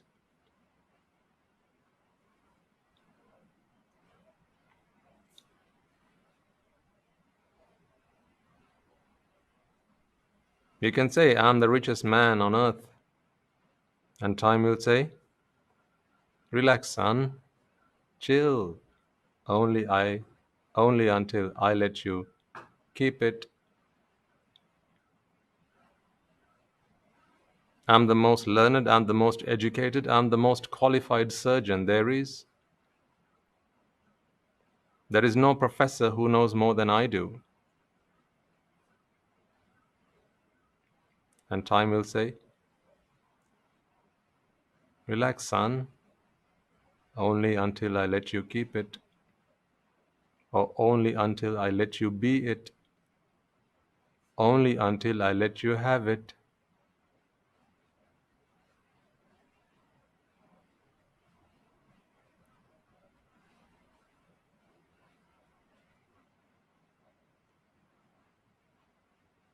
So you're always defeated.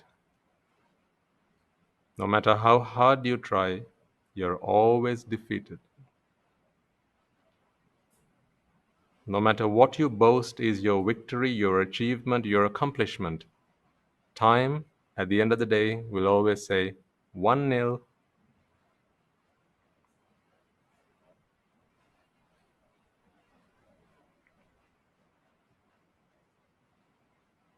You're always defeated.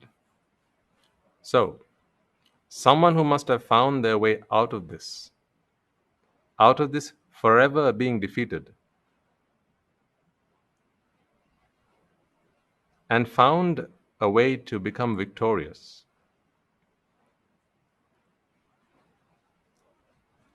must be called the victorious one. I don't know. I mean, if there were someone like that. I'm just saying. Just in case.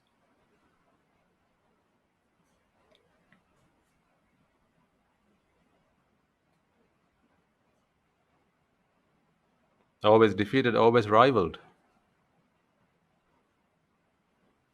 It's like no matter how fast you run, your competitor is always shoulder to shoulder. If you slow down, he's there. If you speed up, he's there. So no matter how fast or slow you run, you just can't escape. You're always being rivaled.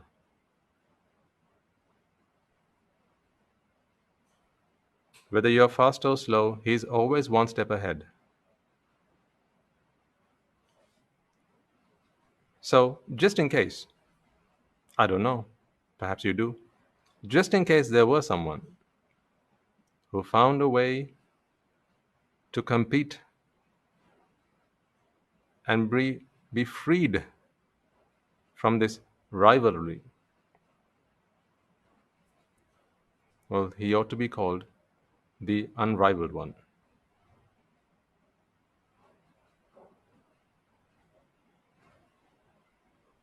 And if he can never be defeated again, then he ought to be called the unvanquished one.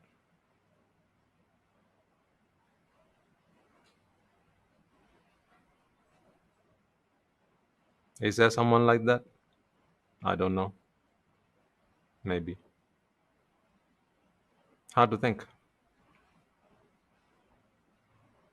Who knows? Probably not.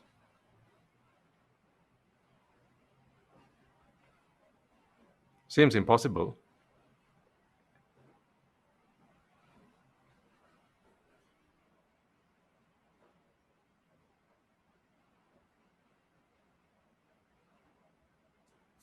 Yeah, how can you beat someone who never gives up? That's the thing, isn't it? Right? Whenever life throws a challenge at you, right? Even when you are ready to give up,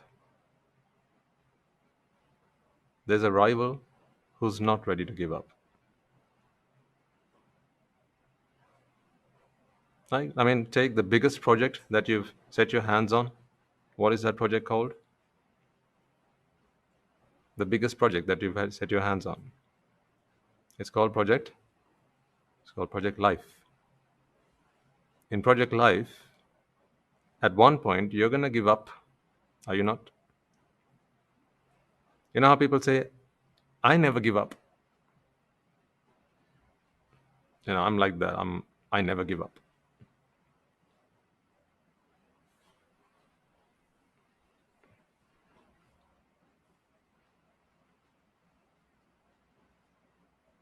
I never give up. And what does time say? Relax, Putta. Right? That's what time says. Relax, son. Only until I let you keep it.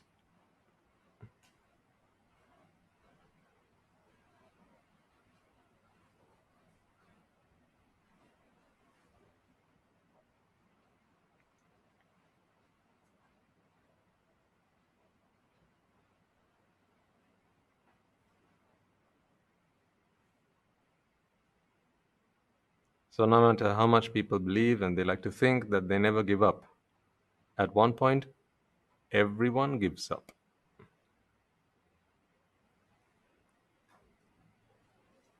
But your rival never gives up. Seriously, think about it. When does time stop trying to take your life away? Does it give up? Is there a point at which, say the man's in the hospital, in the ICU, and everyone around him is praising him. Oh, well done! You're a warrior. Look at you. When every challenge, when every obstacle, when every hurdle was thrown at you in your direction, right?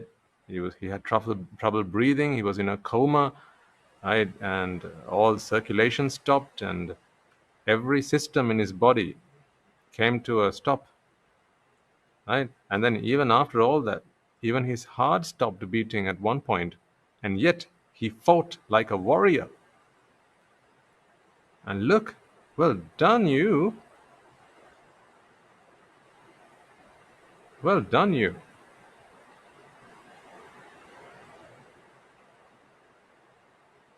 And they praise him. And everyone thinks he won. He's a warrior. He didn't give up. Look at him. He can't be made of muscle and bone. He's probably made of brick and stone. Look at him. And then what does time say? Relax, Putta. Relax, son. Only until I let you keep it.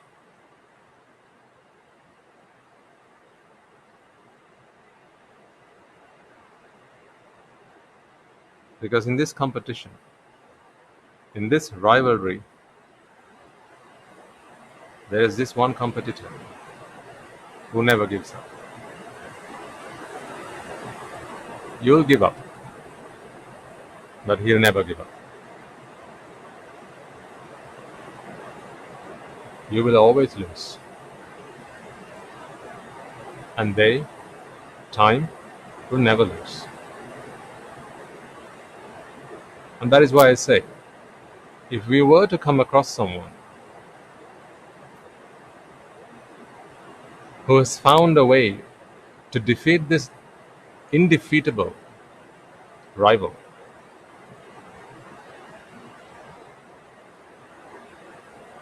this invincible rival, what would you call him? Someone who has no rivals.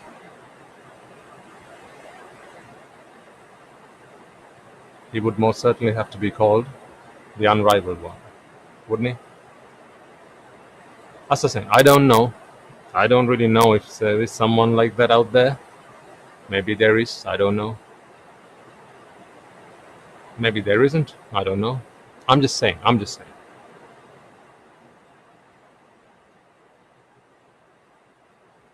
If you ever come across, then please be kind to send me a postcard. If you ever come across someone like that.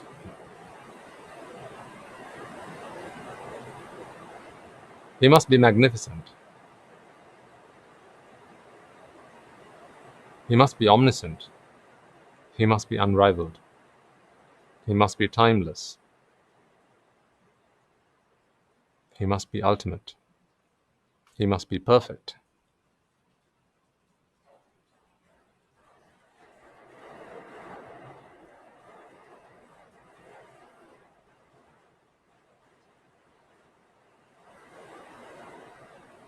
Do you know someone like that?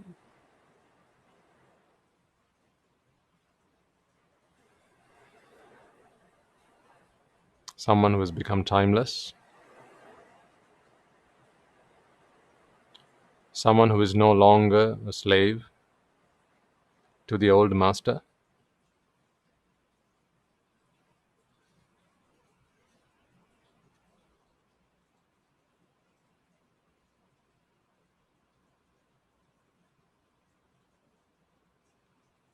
It's worth considering. It would be good news if you were to find someone like him, because then that would give us hope, wouldn't it? To know that someone among us was able to do that, was able to get there, was able to become timeless, freed forever from fear and grief,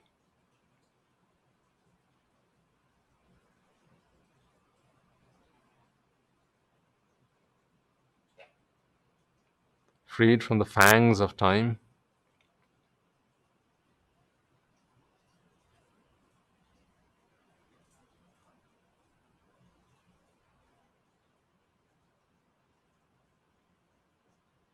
This relentless, merciless, heartless, compassionless time.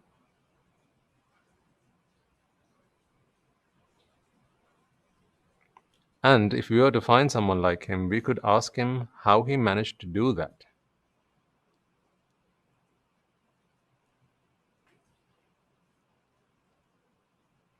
Because at the end of the day, it's not the who that matters, it is how. That we know.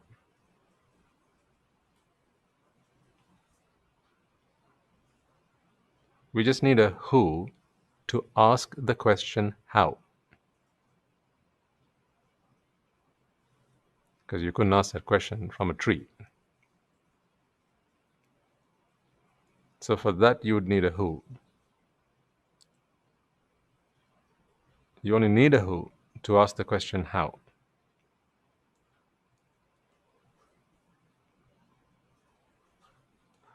And that is why I believe a certain someone has once said, if you want to see the who, then see the how.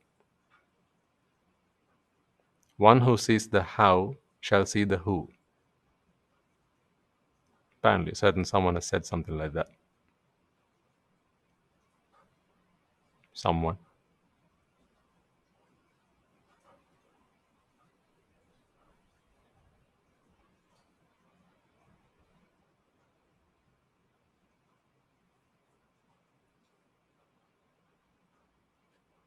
So what's important is the how. Because if there's a how, then there has to be, for as long as there's a how, there'll always be people who'll be engaged in the how. That's how you know that there has to be people who are engaged in that. If there's a how, there'll always be people who are doing it. If the how no longer exists, say buried in the dunes of time, again, the master, see, the ultimate master from time to time, the ultimate master from time to time allows an anomaly to creep into this system.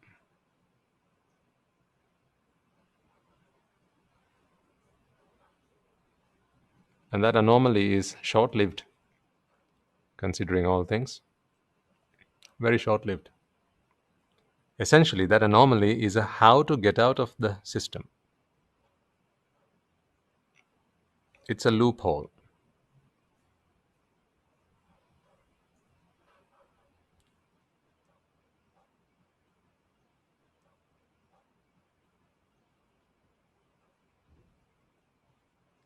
And for as long as there is a how, there'll always be people who are engaged in it, so that they can also become a who.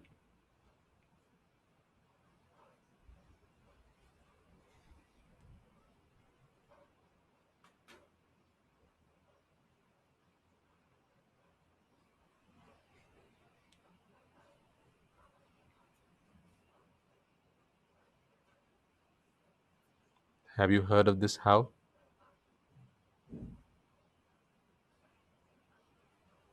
Have you heard about it?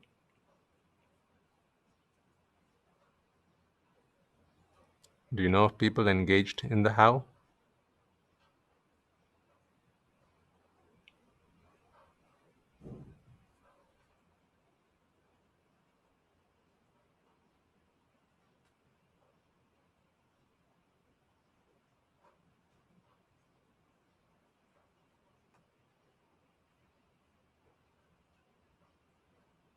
Because they're the people who are doing the what.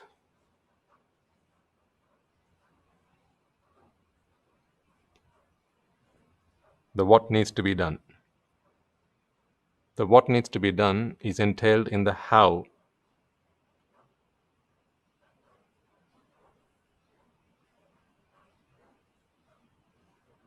And once you do what,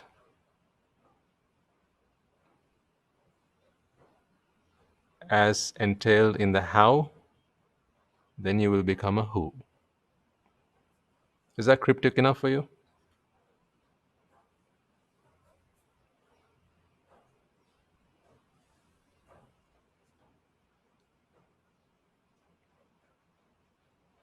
Would you like to break that code?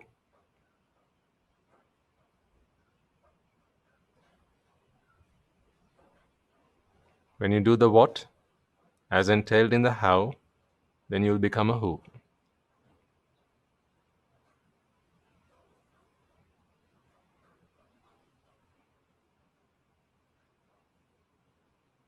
So what you need to be free from the ultimate master, that is time, is entailed in how you become free, and the ultimate master, that is time, and then you become who, that has become free from the ultimate master, that is time.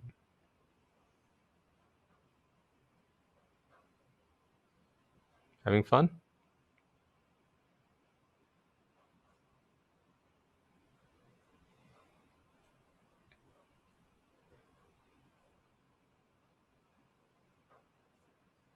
I'll let you break the code.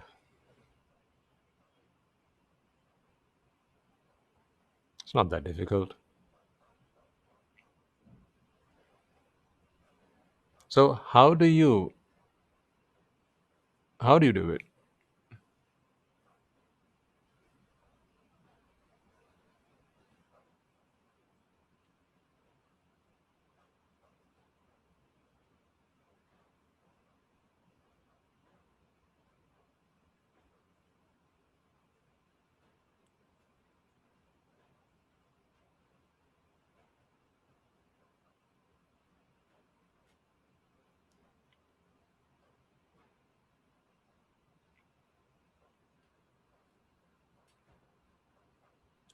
Is time a friend or foe? Is that subjective? How do you make that call? Why is it and how is it there are people out there who seem to have become independent of time? Excuse me.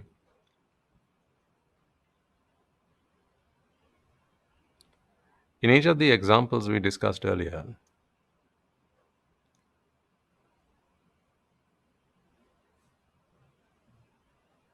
time always seemed to be able to influence those people's lives.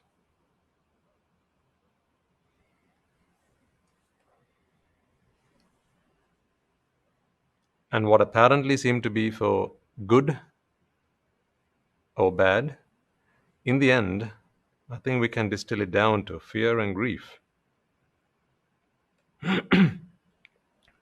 Excuse me. Even if you're waiting for something good to happen, that is still fear. Because when you're waiting for something, then there is a fear of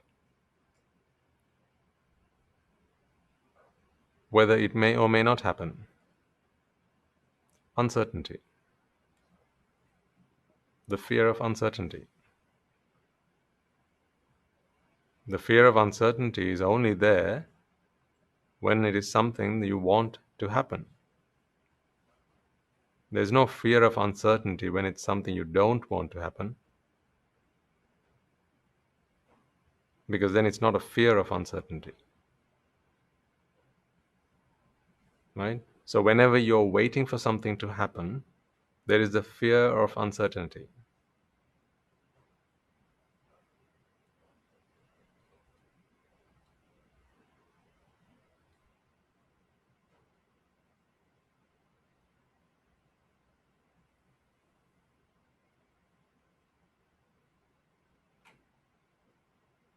There's fear of uncertainty because you'd like there to be certainty. Isn't that so?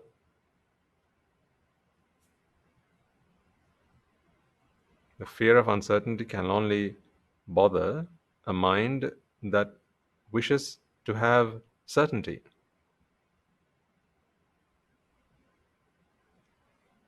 I'm certain that this and this or that will happen today.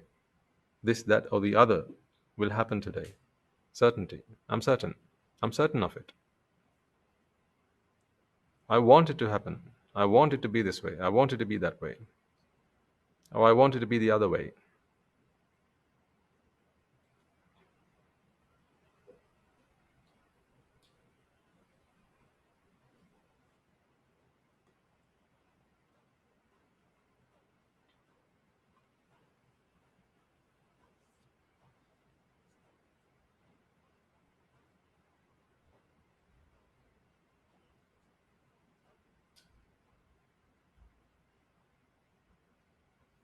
So fear and grief that appear to be brought to us by time,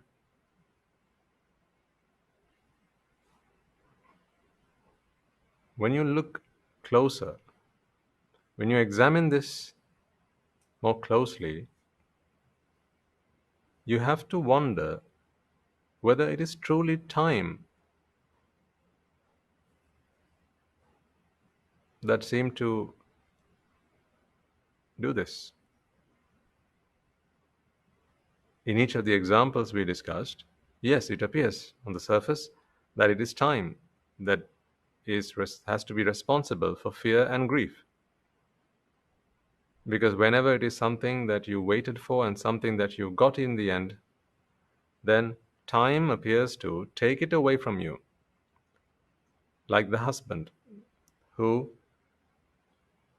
the wife waited for a year, a whole year for him to come back.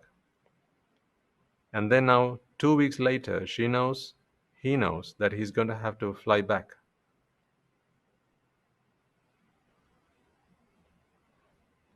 See, the time that she waited to be reunited with him, a whole year,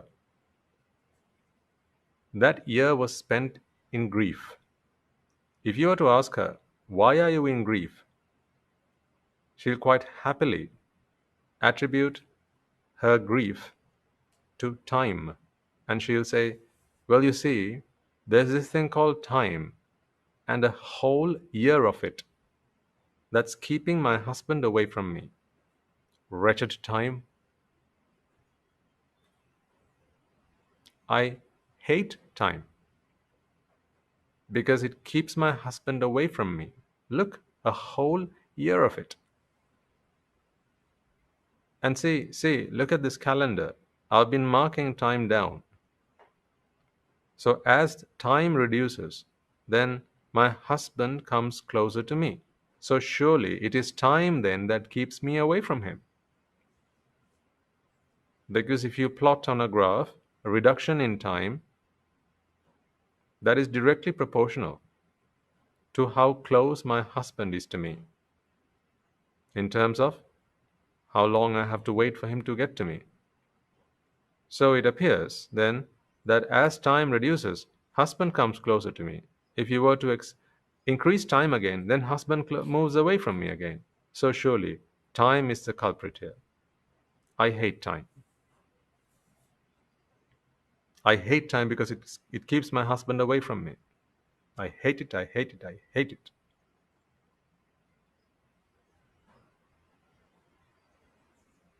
So that is grief.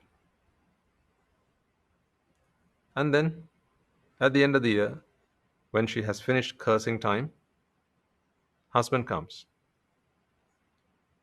holds her hand, gives her a warm embrace, and now they're reunited. Now let's go ask her, what do you think about time now? Ah, the wretched thing. It started its conniving plan again. Now you know what it's doing? It's plotting how to take my husband away from me.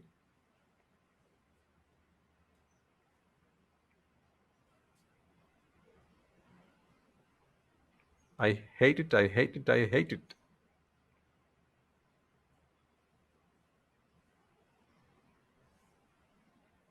Before there was grief, now there's fear. Fear that time will pass away. And again, if you plot on a graph, as time passes, then the husband is distanced from the wife.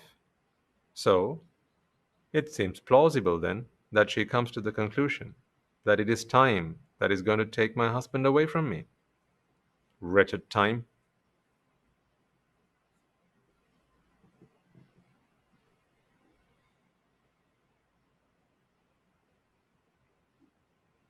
So she hates it.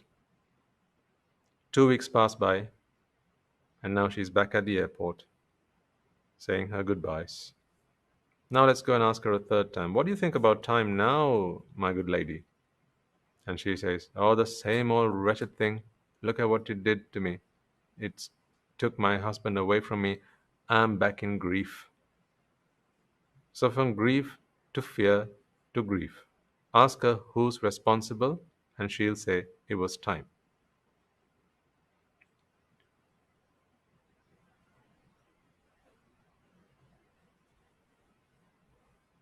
She'll say it was time.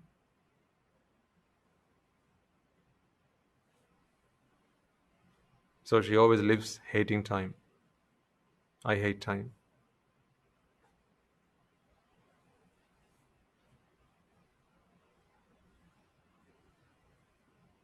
She hates time so much, she buys a Time magazine just to light the fire at home.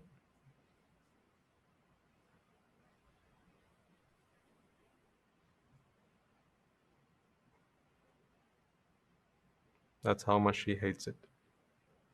Because it is what kept her husband away from her. It is what threatened taking her husband away from her. And it is what eventually took her husband away from her. She hates time.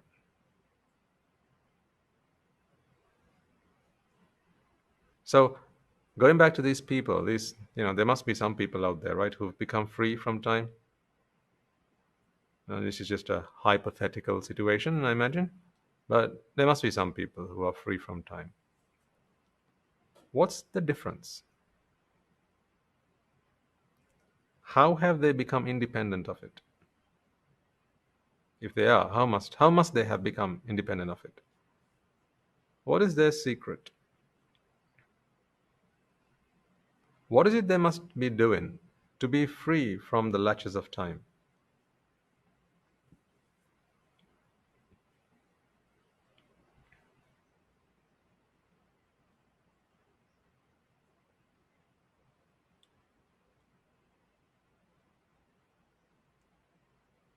Does time not take things away from them? Does time not keep things from them? Does time treat them any differently to how it treats the rest of us? Or could there be another explanation?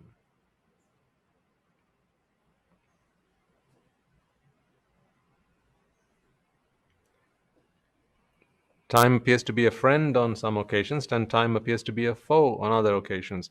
What about them? To them, is time a friend or foe? Or is it always a foe? Or is it always a friend? Or is it neither? Are they truly independent of time? Are they truly equanimous to time? Ultimately, are they timeless?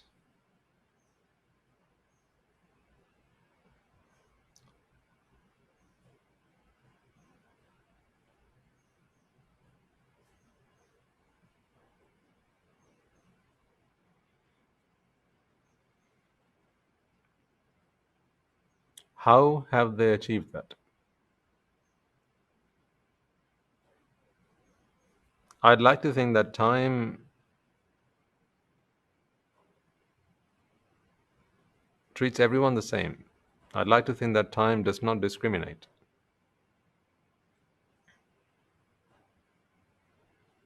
So, be that man or woman, adult or child, I'd like to think that time does not discriminate. Given that time seems to be, it seems to be heartless, right? And when someone's heartless, they don't discriminate.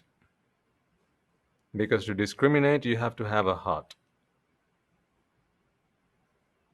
Time is heartless, so therefore, time does not discriminate. So, this non discriminatory time must then treat everyone under the sun the same. So, what must be their secret? How might it be that they have become free from the grasp of time?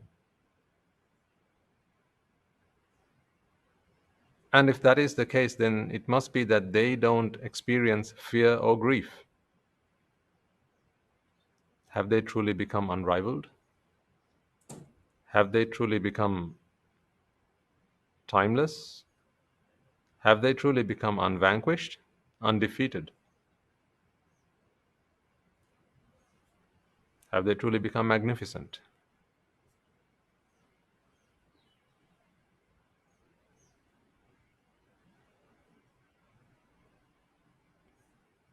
And if it appears then that freeing oneself from the lashes of time is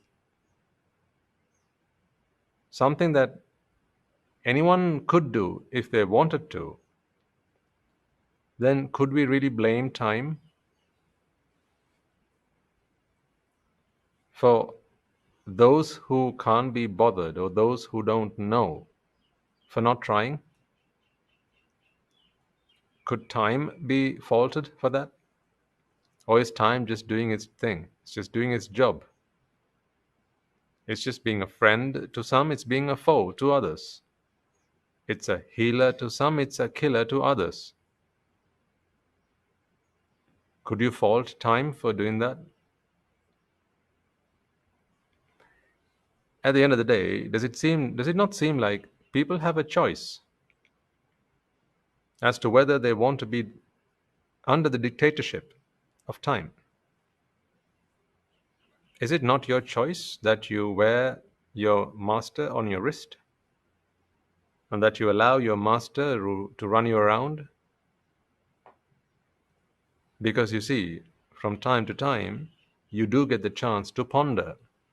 You do get the chance to inquire. You do get the chance to think and consider questions such as time. Is it your friend or is it your foe? Is it a healer or is it a killer?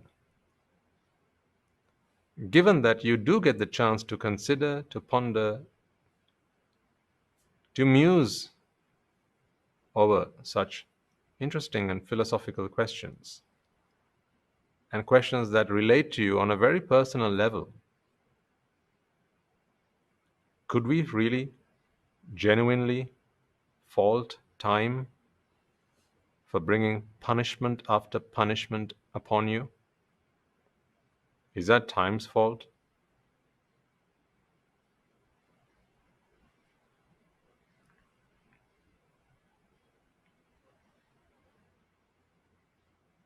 Is that time's fault?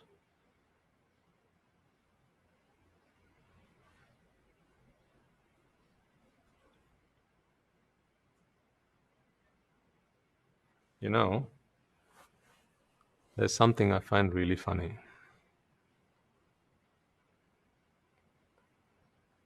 From the beginning of human evolution, man's intelligent history, people have always been very curious about time.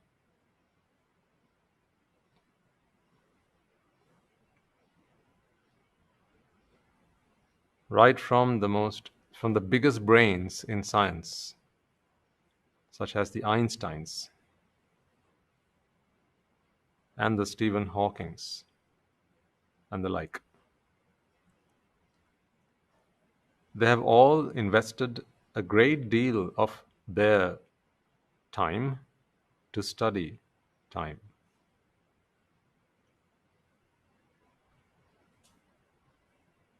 The irony of it is,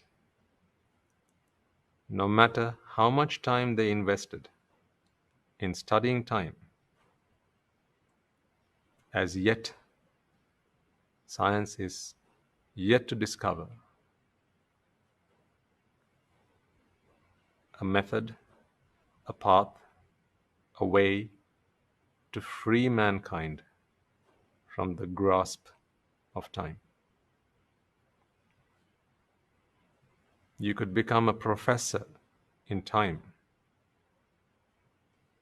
They might even invent a new science called timology.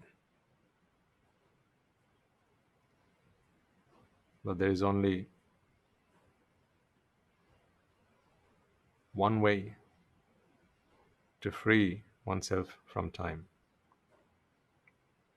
And it is not in finding the newest, the latest, and the most complicated mathematical formulae written up on a whiteboard, trying to explain the intricacies of time and how it flows in every dimension, and to try and explain time-space continuum and its relativities.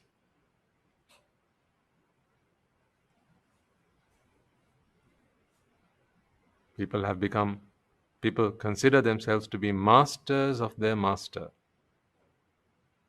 but as yet they haven't got a clue how to free themselves from the grasp, from the fangs of time.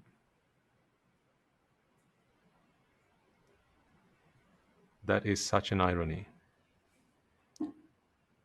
You know so much about time, you don't know how the hell to get out of it.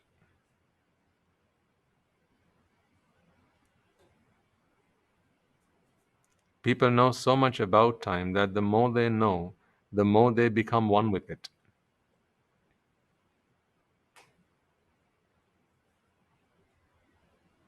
People study about the past, people study about the present, people study about the future. They envisage what's going to happen in a million years. You can go online and find videos. I'm sure you can.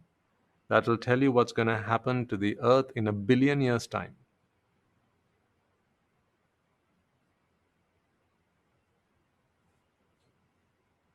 But I doubt seldom you'll find a video that will tell you how to be free from time.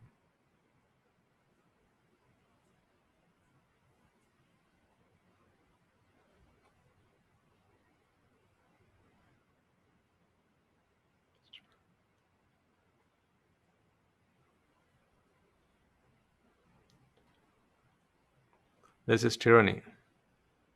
This is a dictatorship. If you want freedom, what is left to do is not to become an expert in time, but rather find your path to freedom from it.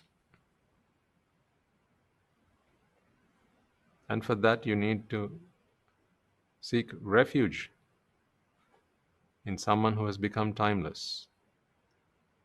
Because from that one, from that someone, from that who, you will learn how. And once you've learned how, then you just need to engage yourself in what.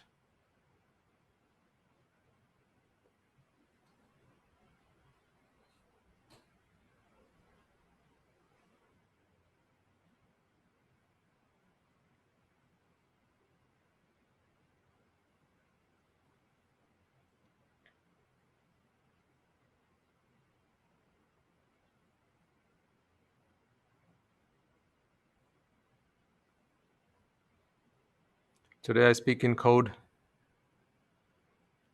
I'll let you decode.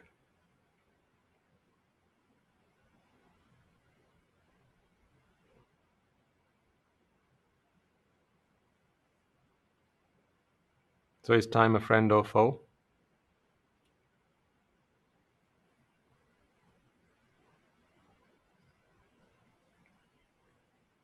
Let me let you in on a secret.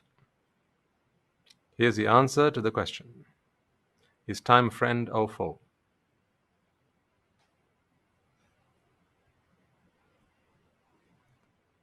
Time is a friend.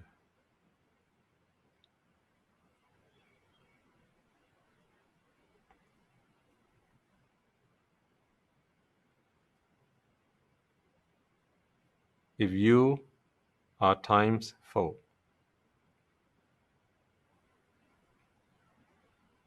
Time is a foe if you are time's friend.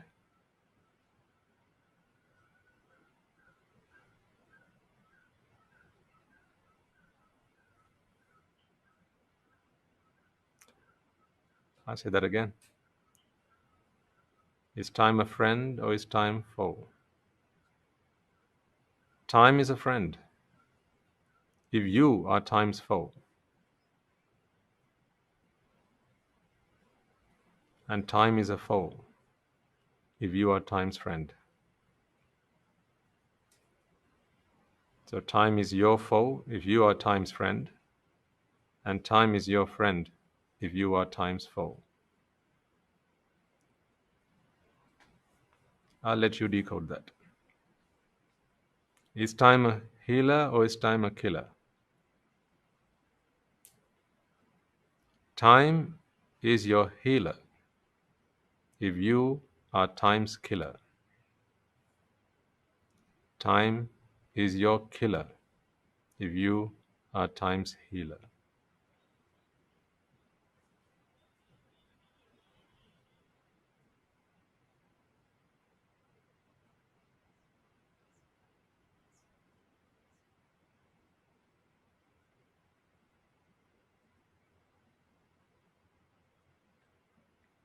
I'll say that again as well.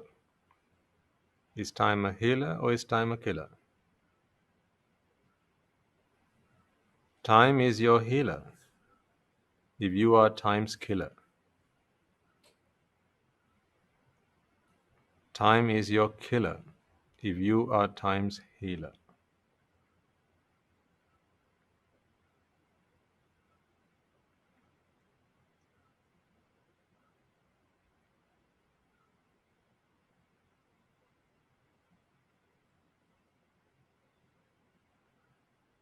I'll give you a hint in case you want it.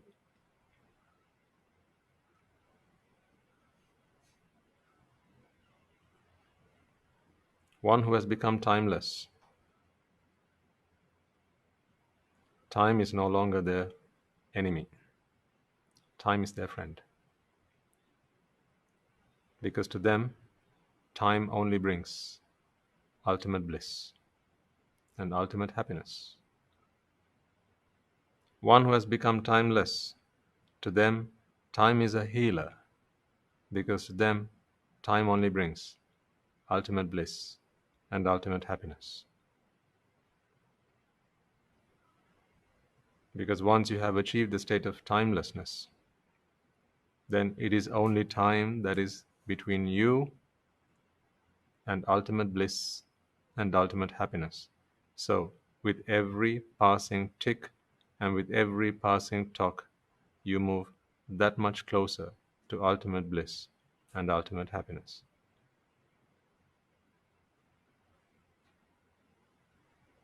Etang santang, etam panitang.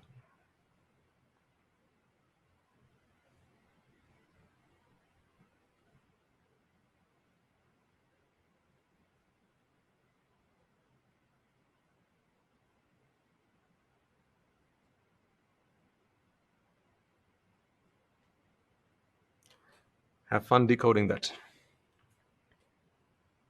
It's not difficult. It's not at all difficult. You just need to be on the same train as I,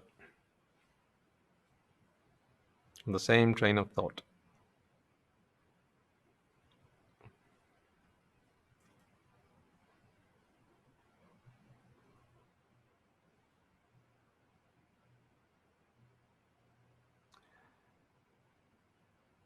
Now, there is something I need to inform you before we conclude.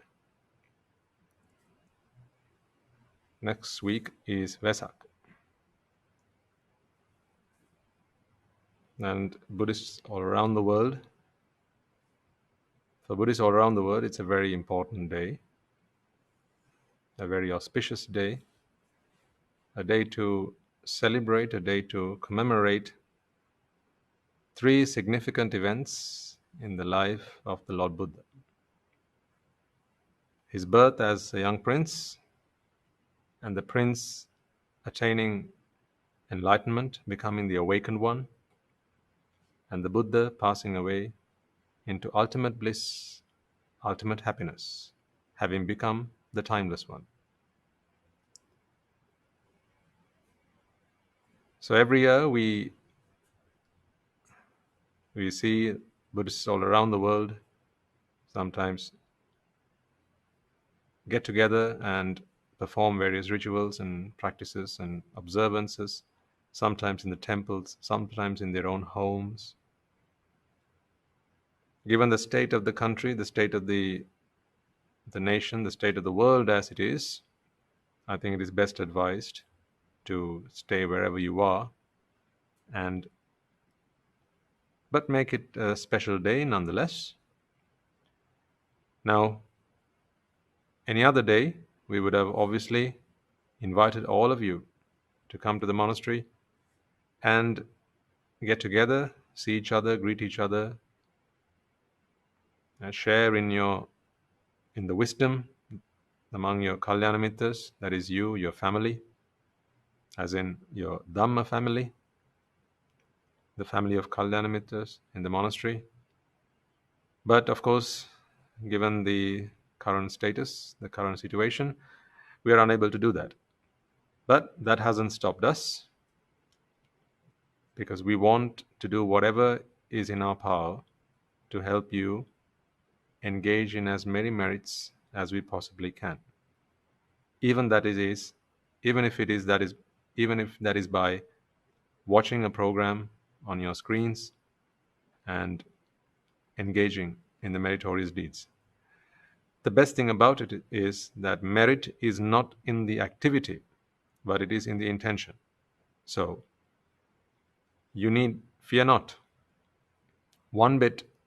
If you apply yourself properly, if you apply yourself intelligently, then the amount of merits that you can earn is no different to actually visiting the monastery if you were on any other day and engaging in the meritorious deeds. I like to remind to you the story of Anathapindika and his offering of the Jethavanarama Monastery to the Buddha. You know the story. There was a bystander, an onlooker. All he did was bring his hands together and applaud this sacred moment. And the amount of merits that he earned far surpassed the amount of merits that Anathapindika, who was the Buddha's or the ministry's chief benefactor, acquired. Because at the end of the day, it is in how much joy you can gather up in your heart. And for that, you need to have an abundance of Shraddha, conviction, in the Noble Triple Gem, which we are sure you have no less of. So on Vesak Day, we have a program at the monastery. It will be streamed live over our usual YouTube channels. It will involve a program of activities spread throughout the day. We'll plan to start at around 5:30 in the morning. At around 5:45, there will be a Sambuddha Puja, a special Buddha Puja. It will be special for many reasons. I won't give you much more than that. I'd like you to join in and witness for yourself and take part in that, get involved in that as best you can. And also throughout the day, we'll have a precept observance, so you can observe the Eightfold Precepts that will be administered by our monks, and you can observe the precepts throughout the day. So please make arrangements for that if you plan on doing so. You may need someone at home to help about with meals and so forth.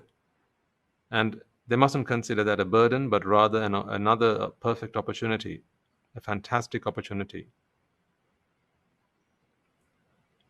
By helping out those who are engaged in the practice of the path, purifying their minds, practicing the virtues, that is a truly tremendous meritorious opportunity. So someone at home can most certainly make use of that, and the rest of you can observe precepts on the day. So try and see if you can plan for that.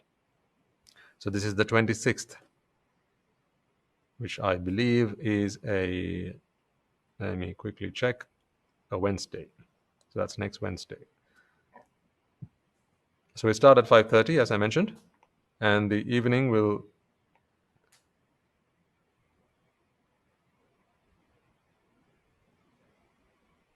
have a series of events. So there will be sermons. There will also be a meditation program,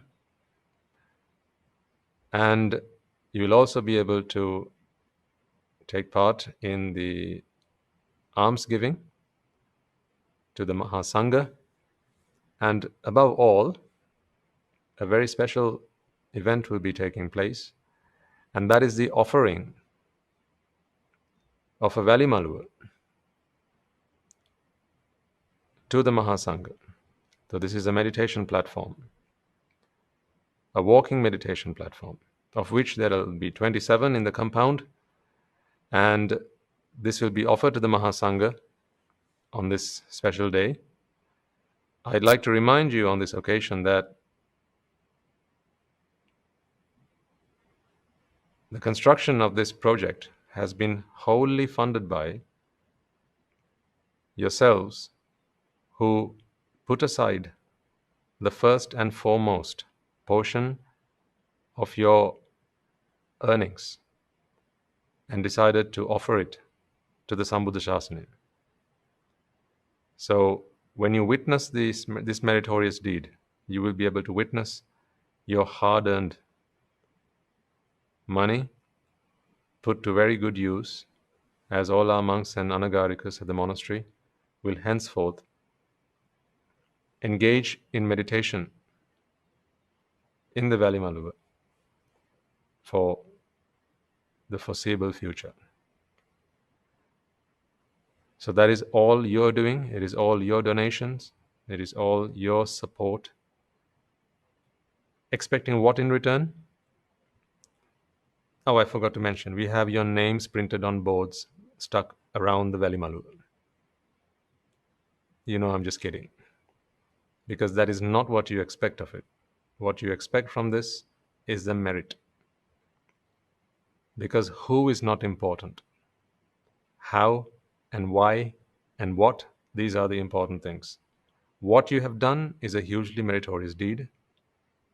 How you have done it is truly remarkable, and why you have done it is truly praiseworthy.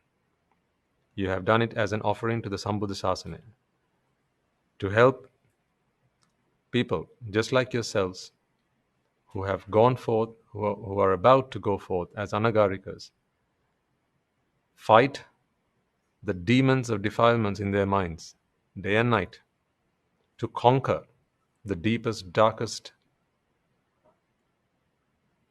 dungeons that lay within their minds, and to free themselves, and with that free others all over the world, to show them the light, to show them the path to become timeless. So that is what will happen in the Valimalua from the date of your offering. So please get involved in that meritorious event. Put it into your diaries. Time is at 5:30 in the morning, and I think by now you will excuse me. By now you will already have received some announcements about the event on YouTube and other social media channels, but this is me informing our English sermon audience, as I always do, because I'm good like that and I care about you. So I want all of you to join in that, and don't worry if you don't speak Sinhala, if you don't understand Sinhala. We will have the event compared in English as well. Our trusted, most venerable Dasahamdru will guide all of you along the way and explain to you each of the events as they unfold, and help you understand the significance of those events, of the meritorious events so that you know what's happening as you watch them unfold on screen. So he has very kindly volunteered to do that for us, and of course he'll earn his merits doing that. And I want you all to enjoy to join the event and earn your merits by at least observing that and saying sadhu sadhu. Because remember, a journey of 1,000 steps starts with the first. A journey of 1,000 leagues starts with the first step. So this may be the first step for some of you. It may be the second for some of you. It may be the 999th for others. Wherever you are on this journey, come along, join with us, and make the most of the event. So all of that has been planned for you, and that will happen next Wednesday, that is the 26th.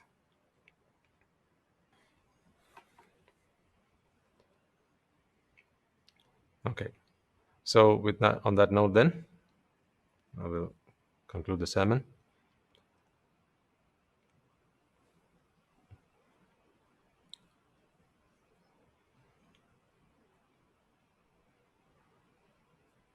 Become timeless,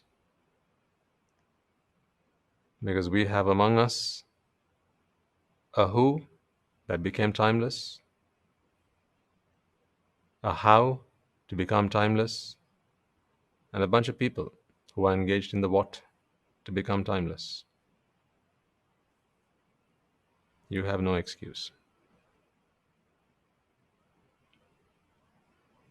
Join us in becoming timeless.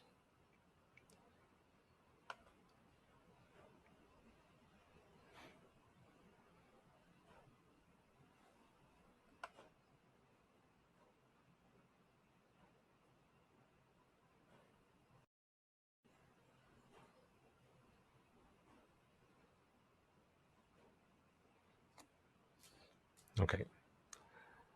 Let us take a moment then to transfer the merits that we have all acquired by making offerings to the infinite virtues of the Noble Triple Gem, chanting Pirit, listening to the Dhamma, and engaging in the various meritorious deeds. First and foremost, let us remind ourselves how incredibly fortunate we are to be in receipt of the Lord Buddha's teaching. And with immense gratitude, let us transfer these merits to the bhikkhus and bhikkhunis, upasakas and upasikas, who have since time immemorial protected and preserved the sublime teachings of the Buddha and passed it down through the generations of the noble lineage in the form of the Tripitaka, which is thankfully available to us today to study, understand, and comprehend the Dhamma. Let us also transfer the merits we have acquired to all the members of the Mahasangha present throughout the world, including the chief prelates of all of the chapters who have dedicated their lives to the noble path and have committed themselves towards the betterment of all sentient beings. Let us not forget that among them are the monks and nuns resident in your local temples and nunneries who have always been by your side through thick and thin, come rain or shine. Let us also transfer these merits to Guru Swami Mahansa and all other monks resident at this monastery, as well as the Anagarikas and Anagarikas attached to the monastery. Let us also take a moment to transfer these merits and express our gratitude to those who make great efforts to disseminate the teachings of the Buddha, be that by transliterating these sermons, sharing them out with others, or inviting others to join them. And may, through the power of these merits, if any of them have been born in the woeful plane, redeem themselves and be born in the blissful plane. And may, through the power of these merits, they abstain from the unmeritorious deeds, fulfill the meritorious deeds, fulfill the noble eightfold path, and attain the supreme bliss of Nibbana. Sadhu, sadhu, sadhu. Let us also transfer the merits we have acquired to our devotees and friends of the monastery, who, for the sake of merits, continue to sustain the Mahasangha. This includes everyone from those of you who have contributed to the construction of the monastery to those of you who provide the Mahasangha with shelter, alms, robes, and medicines, as well as those who have passed on their know-how and extend their well wishes. May, to the power of these merits, they abstain from the unmeritorious deeds, fulfill the meritorious deeds, fulfill the noble eightfold path, and may they all attain the supreme bliss of Nibbana. Sadhu, sadhu, sadhu.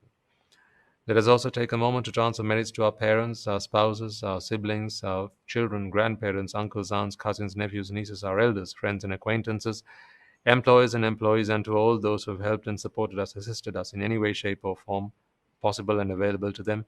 And may, by the power of these merits, they be healed of any physical and mental ailments and overcome any obstacles to their spiritual progress. May they abstain from the unmeritorious deeds, fulfill the meritorious deeds, fulfill the noble eightfold path, and may they all attain the supreme bliss of Nibbana. Sadhu, sadhu, sadhu. Let us all take a moment to transfer merits to the Devas and Brahmas, spirits and demons, and primarily the Sakadeva, as well as all the numerous gods and deities who are committed to protect and fulfill the Sambuddhashasana. Let us also transfer merits to our guardian deities who keep a watchful eye over us and keep us out of harm's way. And may, through the power of these merits, they prosper in divine power and wisdom. May they abstain from the unmeritorious deeds, fulfill the meritorious deeds, fulfill the noble eightfold path, and may they all attain the supreme bliss of Nibbana. Sadhu, sadhu, sadhu. Let us also take a moment to transfer merits to our ancestors who have predeceased us, to all who have been our families, friends, and acquaintances in this infinitely long journey in samsara, and who have helped and supported us, assisted us in any way and possible and available to them. Let us take a moment to transfer these merits to all of them. Let us also transfer merits to the members of the armed forces as well as the police force, to who have sacrificed their lives to protect the peace and harmony of our nation, and may all who have lost their lives in the war, be their friend or foe, rejoice in the merits we have acquired today. Let us also transfer merits to all those who have lost their lives in natural calamities, such as the tsunamis and earthquakes, landslides and pandemics, including the most recent and prevailing one, reminding ourselves that among them will be those who have been friends and family to us in this long journey in samsara. Let us take a moment to transfer merits to them. And may, through the power of these merits, if any of them have been born in woeful planes, redeem themselves and be born in the blissful plane. May they abstain from the unmeritorious deeds, fulfill the meritorious deeds, fulfill the noble eightfold path, and may they all attain the supreme bliss of Nibbana. Sadhu, sadhu, sadhu. And finally, let us all resolve that may, through the power and blessings of all the merits we have acquired throughout the day, we be able to witness the advent of many hundreds of thousands of Arahatun Mahanses on this blessed land. And finally, may, to the power of all the merits we have acquired today, you and I and everyone who has helped make this program a success, become an Arahatun Mahanse or an Arahat Mehinin Mahanse in this very life and in the era of the Gautama Supreme Buddha itself. Sadhu, sadhu, sadhu. We will now conclude the sermon. May the blessings of the Noble Triple